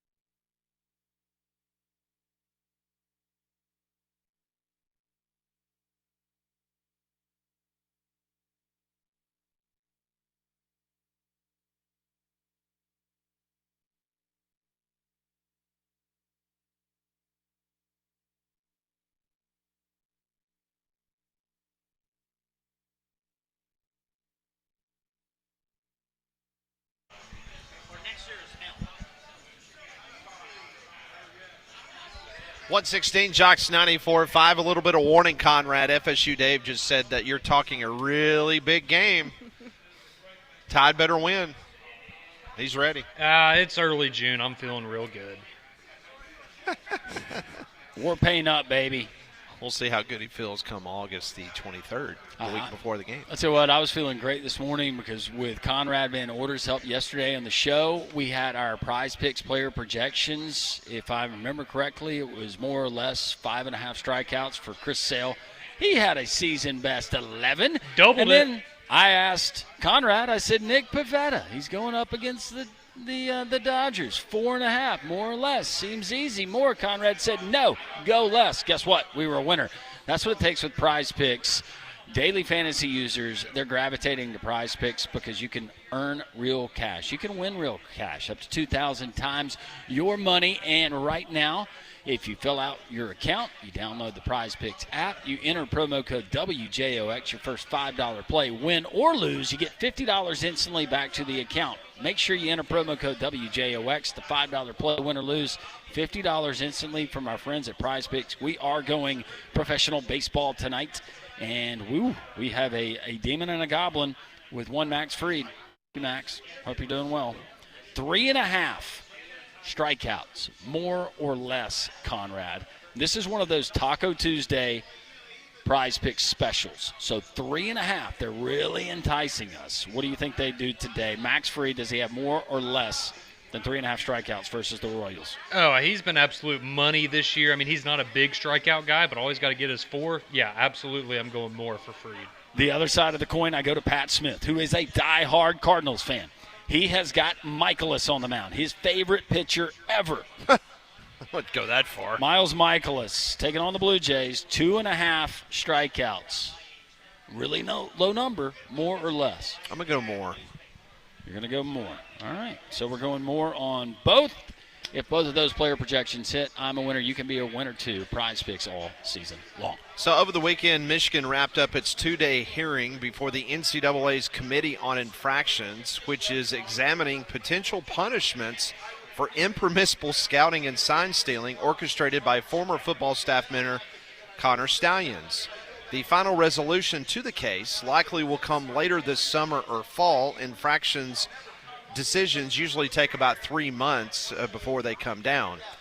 The school, as a reminder, they face 11 violations, 6 of them level 1, the most serious tier from the NCAA. Most of the violations concern the scouting and sign stealing operation overseen by Stallions, who has been he was seen entering the NCAA headquarters for the infraction hearing over the weekend.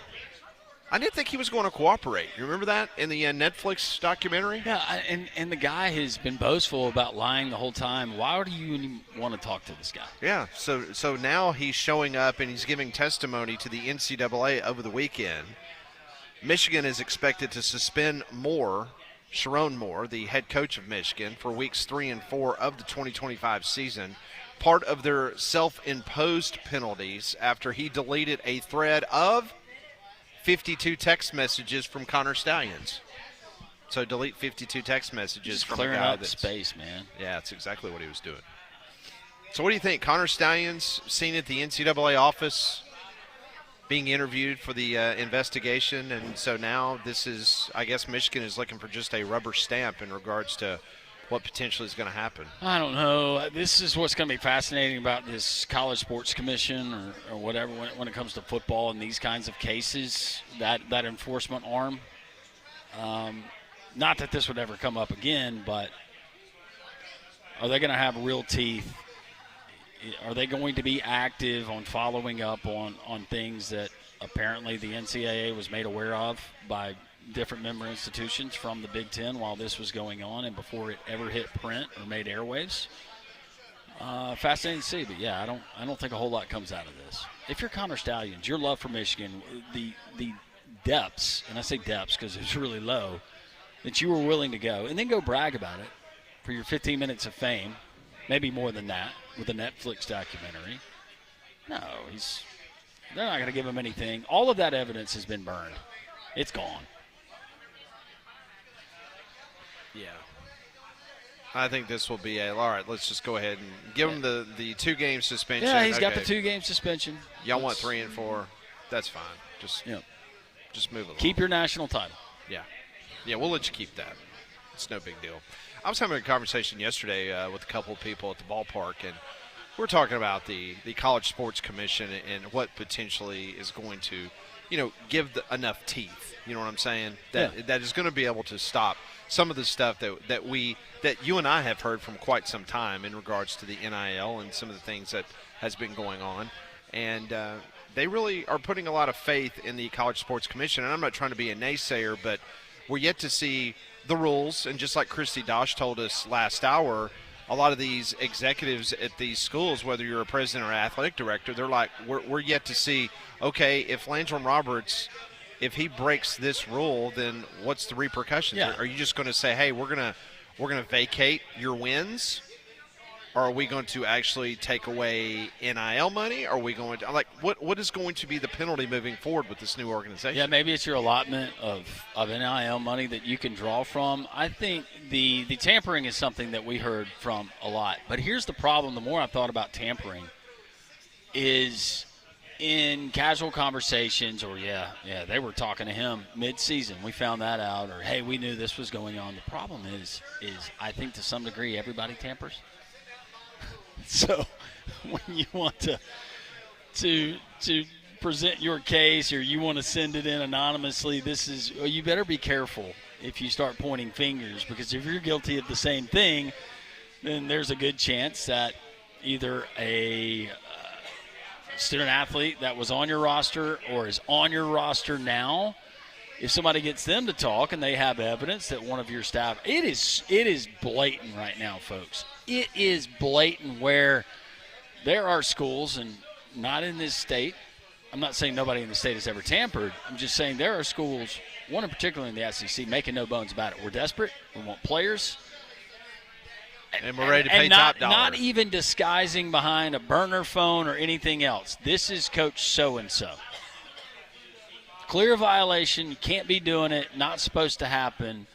But, again, are you going to be the whistleblower? You better make sure that your house is in order. I don't know how much tampering issue. But, yeah, are there going to be real penalties? We're going to get show causes for certain coaches for certain violations. Yeah, and not to mention the fact, and Christy Dosh said it best, I mean, who's one of the biggest winners? It will be billable hours to the attorneys, because until Congress comes up with a way to codify this and to say, okay, yes, we have the House settlement, but these are the rules that are in place, kind of like they did Title IX, you're going to have open lawsuits left and right. Yeah. Everybody say, hey, I'll do it pro bono. I just want to be a part of the mix, and we'll sue. I do feel like finally, though, we at least got the cornerstone of maybe some semblance of order for the future of college athletics with the House settlement finally being, and now we start tying up some of these loose ends and bringing it and kind of binding it together where we have some sort of guardrails. That's what everybody's wanted this whole time, and something that everybody can work off of. Yeah. So we'll wait and see if the College Sports Commission, the big story today that there are 2 bills right now in Washington, D.C. that's being presented to the House of Representatives that would pacify the power conferences in regards to setting up those guardrails. But there's been no movement in the Senate whatsoever. So whatever they could potentially get passed in the U.S. House of Representatives, which that is always difficult, the way that our nation is split in two in regards to politics, can they get something passed there? And then would the Senate have enough votes to get that moved forward? So we'll see what happens there. The other big story this morning had to do with Deion Sanders. ESPN and USA Today was reporting that he has been away from the Colorado football program while dealing with an unspecified health issue at his home in Canton, Texas. It's not known how long Sanders has been recuperating in Texas. He was scheduled to be a keynote speaker at a symposium for the Foundation for Sickle Cell Research on June the 8th, which was Sunday, but the foundation announced that he would not appear due to an unavoidable last-minute schedule change. Now, Sanders' son Deion Jr. said on a YouTube live stream on Sunday, quoting, "He'll tell y'all soon enough what he's been going through, what he went through. When we get back in Boulder, I don't know. I'm waiting until my dad leaves. When he leaves, then I'll go. Until then, I'm going to sit here with him." End of quote. Well, prayers for Dion and his health.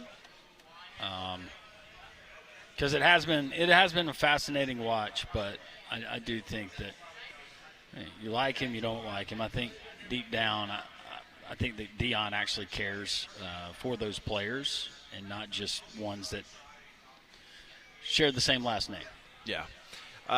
Now, we don't know exactly what the case is, this situation with Deion Sanders, but he has dealt with serious blood clot issues before. He revealed in 2022 that he had 2 of his toes amputated after missing multiple games during the 2021 season. The issues arose as a complication from toe injuries during Sanders' NFL career.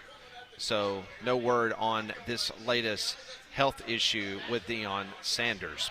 I want to tell everybody about APS. I tell you about them every single day, because water can seep into the crawl space into your house. It brings dangerous mold, mildew, and wood rot. But APS can protect your home's foundation, provide valuable storage space. The APS crawl space encapsulation system can stop that water, keep the pests out while lowering your energy costs. Call APS today. Local, owned, and operated, 205-951-9717. Start protecting your home today with APS. Their website is alabamaprofessional.com. The number, 205-951-9717. Been around since 1977, solving the most challenging issues around your home. That is APS. Pat's got questions. We try to answer those. The Tuesday edition of Pat Ponders on the way next, live from Social Taco. It's 3-Man Front on Jox 94.5.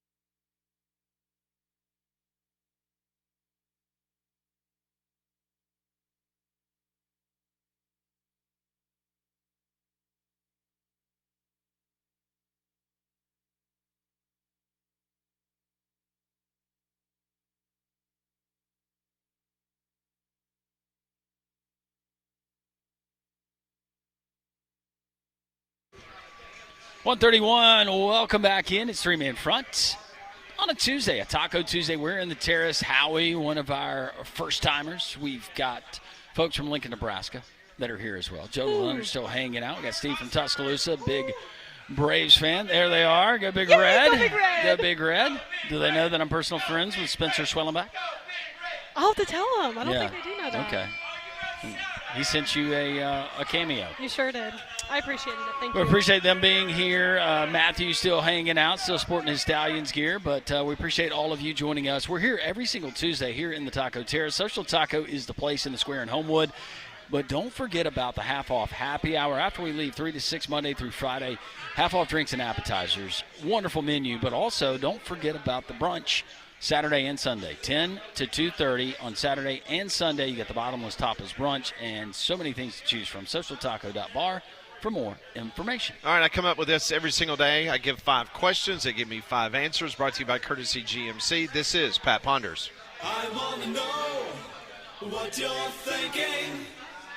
Tell me what's on your mind. It's time for Pat Ponders. Brought to you by Courtesy GMC in Trussville, right off of exit 32, I-459. Visit their website at courtesybirmingham.com. All right, question number 1.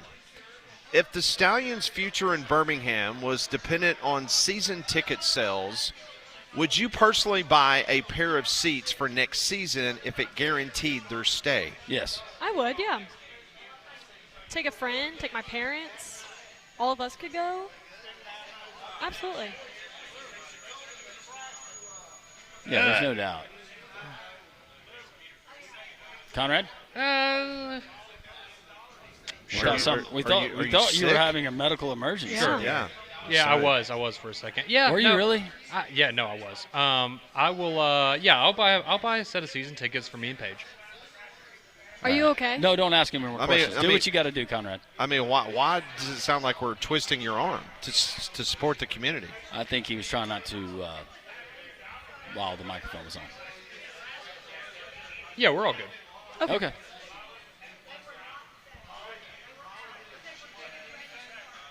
Would you? Yes, absolutely. Would you buy them for all of us? No, I would Aw. not. I don't know if you know this, but I just bought a 0 turn. I'm not buying tickets right now. But are you like me when you go ahead and you do that? You're like, what's one more purchase? No, I'm not. I'm not. I thought I had you hooked on a pontoon boat that you were going to buy for the show. Listen, I would love a pontoon boat, but I don't have any time to go do it. We'll use it for you. Oh, I'll yeah, use I'm it. buying it for y'all. Conrad will keep it clean. Oh Is that yeah. what he'll do? I'll change the tires. Oh, You have to change the the tire tires on the those things? pontoon boat. Well, there's a trailer. Oh, okay. And See, that's a Molly, whole nother thing. You buy the pontoon, and then I have to worry about the trailer. okay, 0 turn. I want to see how that goes. You better post a video of you cutting your grass. All right, question number 2. You're gonna tell the help, hey, y'all stay out of this. I'm gonna try this one time. Yeah, all the help. The help, Connor which Dillon, that's includes for you. me. Yeah. Your poor old dad. Question number 2. The Detroit Tigers, like their neighbors, the Lions, have had a serious turnaround. Yes. The Tigers are currently the best team in baseball. So my question is, what downtrodden pro franchise would you like to see turn around their misfortunes and become a fan favorite in their sport? The Atlanta Braves. Yeah. That was a nice answer. That's such an easy answer. I know. I'll come up with a real one. I'm going to keep the Detroit sports. I'm going to say the Red Wings. They've been pretty bad the last couple of years. Not that they haven't been bad, but they're chasing what's been eluding them since, the 4 straight, and that's the Buffalo Bills. But But they're not they're downtrodden. not downtrodden. No. I'm talking about someone like the Tennessee Titans, Yeah, but Titans is they've good. had relative success though the Jacksonville in Jags. recent years. They've had. I mean, I consider playoffs in the NFL that's success. What about the? You know what? Oakland Raiders or the Las Vegas Las Raiders. Vegas. It's a good one. That would be one. I don't know if you would consider the A's because they haven't been doormats for Maybe the when last they 20 move. years. I'll go Charlotte Hornets for Brandon Miller. I want Brandon Miller to have some success. It's been rough for him the first couple. He's been good, but that team is just abysmal. How about the Marlins? Again, though, you go back to 2020 and they were in the playoffs. Isn't that crazy? It was a shortened year. There's a lot they of got theirs in franchises. 2003. They're good. There's a lot of franchises, though. I think that if we had that season abbreviated schedule like we did during the pandemic for 2020, they could have made the run. I mean, how many years did you see it in the Central where the Pirates were like, oh, look at the Pirates, and then all of a sudden the Pirates become the Pirates? Oh, yeah. Do you have another one that you would like to submit? Downtrodden program, franchise? Jacksonville? The Jags? Yeah. Yeah. Like to see them. Not that it's a program, but I was thinking the Red Wings because right now all the other Detroit sports are good, and the Red Wings haven't made the playoffs in 9 years. At the collegiate level, though, Detroit Mercy, you guys need a shot in the arm. Yeah. See, that's funny, though, because when I was growing up, the Red Wings, to me, that was like the, Yankees of hockey when I was growing up. Like, they were so insanely good. That's how they were when we lived in Michigan, and then the last, like I said, 8 years, they haven't been very good. So. I always think about the movie Ferris Bueller's Day Off, the Red Wings. Yeah. Yeah. Question number 3. The U.S. Golf Open is in Pittsburgh this week and is expected to draw around 200,000 patrons. The NFL Draft is coming to Pittsburgh next spring, and attendance for the event is expected to be very impressive. Now, based on that $200,000 number I just gave you for the U.S. Open attendance this week, do you think the Pittsburgh attendance for the draft will double, triple, or quadruple the crowd of the U.S. Open? All right, can you give me a year example? Just give me an estimate. You want to know how many people were at the draft last year or this year? Yeah. In Green Bay, a little over 600,000. Nashville was over 1 million, if I'm not mistaken. Yeah, that was. Kansas City was 1 million. Let's see. Detroit was 775,000. Nashville was 600,000. Green Bay was 600,000. I'm trying to think about the layout. Wow. And how many they could facilitate. But if I'm remembering it correctly from when I went to a game there, they got ample room to do it. I will say quadruple. Okay. I was thinking like triple. So triple would be 600,000, yeah, and you say 800,000? I think they're in the 800. I don't think they get 1 million. No. I'm really surprised.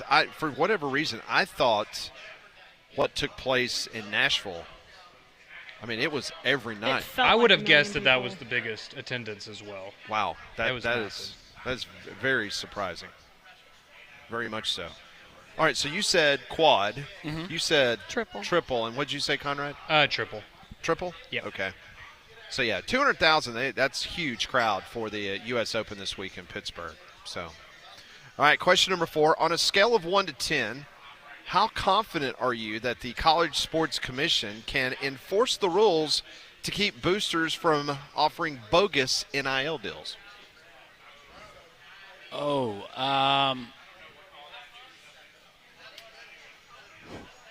One being not very confident, 10 absolutely slam dunk. They're going to stop it. See, if the question is, how confident are we that that will never happen? No. Then it's a big fat 0. No, but enough of a deterrent where you don't see it. It's not rampant, and you see it less often. I'll say 7. I was thinking like a 5. Okay, so you're 3. I just feel like this College Sports Commission is going to be very in tune because they're listening to the people who are dealing with it on a daily basis. That's so interesting that the three of you have completely, like, Molly's middle of the road, like, okay, it has a chance, but probably not going to. Conrad says not a chance. I think it's just more my positive outlook on life. You are a very positive individual. I respect that. Yeah. I mean, you're foolish. I'm a but realist. You're very positive. Is that what you call foolish? Positive? Is that what you call foolish? Well, you know what? You're just a little ray sunshine on us, If Landrum. that's- Don't let them get you down. You are. If that's wrong, Pat, I don't want to be right. That's right. It's a good song. I like your optimism. 7.5. Oh, my goodness. You're upping it. Wow. No, I like that. I like the fact that you are thinking that they're going to get this right finally. They're gonna be like, no. We're not gonna be the old paper tiger, wet paper sack NCAA when it comes to some of these things. No, we know what's going on. We got boots on the ground. We're in tune. We're gonna stomp this out. And if you get caught, we're gonna rule with an iron fist. 7.5 and rising. Pat, Okay, how do so you feel about Ask me that? tomorrow. It might be 9. I would probably side more towards Conrad's. Oh, imagine that, I would rather Mr. Pessimistic Pat. go at number 3 as opposed to the number 7. But hey, Landrum, I hope that you are right. I really feel sorry for whoever manufactured that zero turn that's getting to your house, because you're probably going to complain. no, I'm not. This thing doesn't have Wi-Fi. Well, if my Wi-Fi from the back of my house doesn't connect to my, are you talking about like Wi-Fi on the? Oh, I see what you're saying. I don't know. I just figured you'd be. I don't know how strong your Wi-Fi is, but you're out there in the pasture. I don't know if you can still get it. It's not a pasture. Okay, whatever you want to call it. Not a pasture. All right, final question today. The First Lady of Social Taco, she is not here today, BB. Miss you, BB. But she has provided me a question, and Mr. Robinson, Molly's dad, who is sitting courtside with us here at Social Taco. Hey. He will know exactly what she is referring to when this question comes up. Here you go. So years ago, refrigerators and household appliance fixtures used to be available in some interesting colors. If you could bring back an old color, which would you choose? Harvest gold, avocado green, brown, orange, or pink? For a household appliance or fixture, which one of those colors would you bring back? Mr. Robinson says pink. I'm going avocado green. So gold, green, brown, and orange. And pink. Orange is the obvious answer. No, I'm going pink. You're going pink like your Yeah, dad? I want my whole kitchen to be pink. I remember the avocado green. I think my parents had maybe a stove or something. Grandparents. That was avocado Your green. grandparents, not only did they have that, they had the matching under-the-countertop mounted electric can opener. Yes. No, that absolutely. So you're going all avocado. Avocado green? Yep. Molly and her dad went pink, and you're going orange? Yeah, it's the best color ever. Okay. Why'd you not want more orange in your house? Now Molly is on Google right now, and she's looking at some of the colors of these I like appliances. this blue one. Well, see, do they have? I was going to ask, do they have like a Hawaiian blue one? But see, this is the new. We're talking about I want one what of was mine. I like the available color, back in the though. day. I'm gonna put one, a smaller one in the Airstream that I'm gonna outfit. Oh, an Airstream. It's my new project. Maybe you should buy one of those avocado green refrigerators for the Winnebago that's taking Don, Damien, FSU Dave, and Conrad to Tallahassee. We would really appreciate that. Because I couldn't use it after they used it. You're going to throw it away? No, there's no telling with that group what they're going to put in there. Conrad's trying to cool his feet off. I was about to say, my tuna stays dry. It Don's, doesn't have to be frozen, so we're good. For whatever reason, thinks that putting his shoe in there will help. And Dave, with all the alcohol. By the way, what? You know that there was a plumber at Conrad's house this morning. Were you aware of that? Uh-oh. Yeah. I'd have come and plunged out your toilet for you. Pat, well, thank you, Landrum. I appreciate that.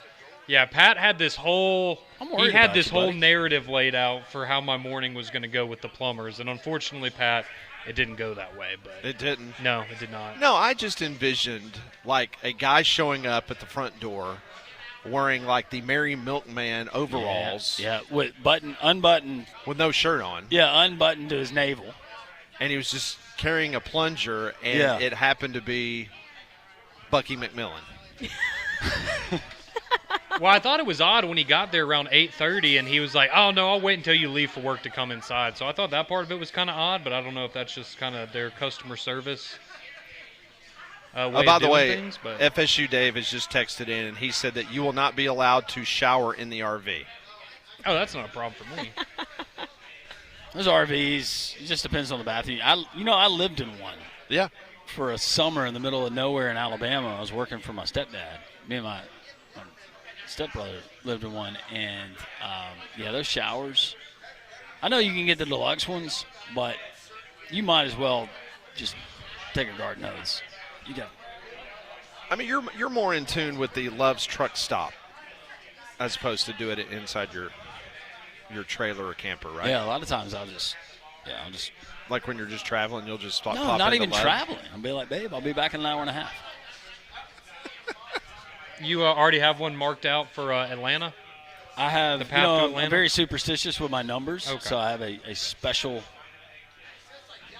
What do they call them? Stalls? Or, I don't know. I guess I should get the terminology right if I'm Yeah. going to sell this. You need to. Slot number 12 with the see-through curtain. Oh, you prefer a see-through curtain? Yeah. Yeah, bet you would. Yeah. Ugh. Wacko. Gotta- All right, that's today's Pat Ponders, brought to you by Courtesy GMC and Text the Trustful show if you have showered in a Love's truck stop in the last with 2 a days. see-through. In the last 2 days? Yeah, What? In the last, or if you just ever. Oh my goodness. My father-in-law, he did it. But they drive long distances. Well, sure. I mean, I get that. I have no problem with that. But you leaving your house in Homewood that's got perfectly good plumbing to go to a Love's to take a shower is very odd. Yep. I'll take assorted soaps that I collect and different things that I collect from different hotels, and a lot of times I'll just knock on, hey, you need anything? You good? It's a way that I give back. I understand. Very nice. All right, we're going to wrap things up when we come back. This is Three Man Front. We're live. Social Taco here on Jox 94.5.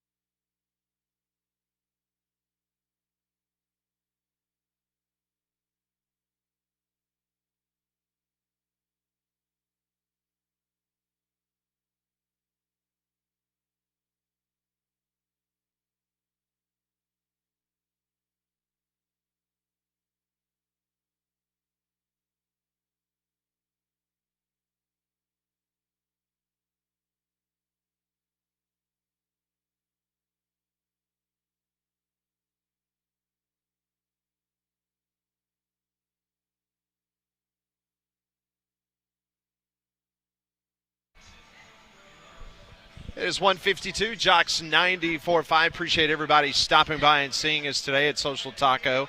A reminder, we're here each and every Tuesday all year long right here at Social Taco from 10 until 2 o'clock. Come on by and see us.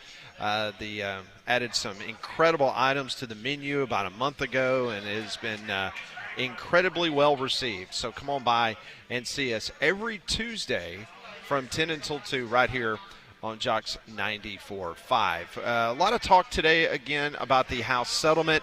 If you missed any of our interviews, we had Mike Griffith on talking about the University of Georgia, what's next for them.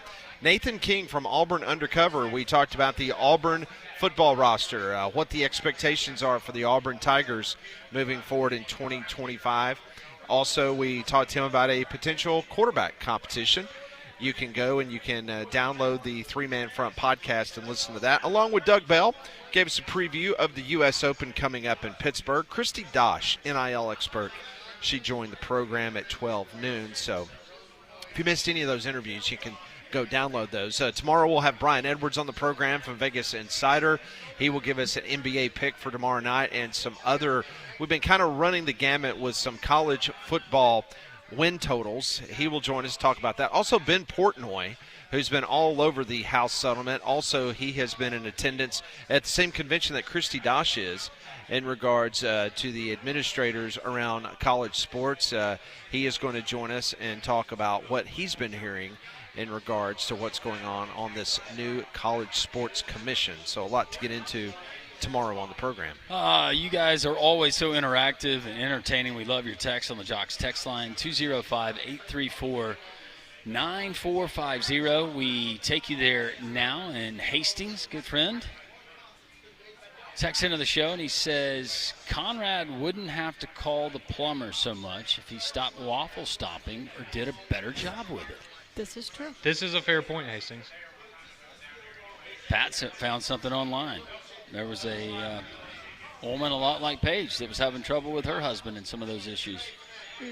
Yes. So Wait, what? gross. Oh, gross. Yeah. And Bobby says new Conrad was going to choose orange immediately, considering he visited Clemson just because they have orange in their color scheme. That's absolutely right. A lot of Conrad text here. Ton of Conrad text. None of them good, Conrad. Well, I wouldn't expect them to be good if they're about me. The final one, does Conrad call Bucky Daddy? Oh, boy. That's it for us. We appreciate our friends at Social Taco here today. All of you listening, chiming in on Jox text line. Loaded Up Wednesday show coming up tomorrow.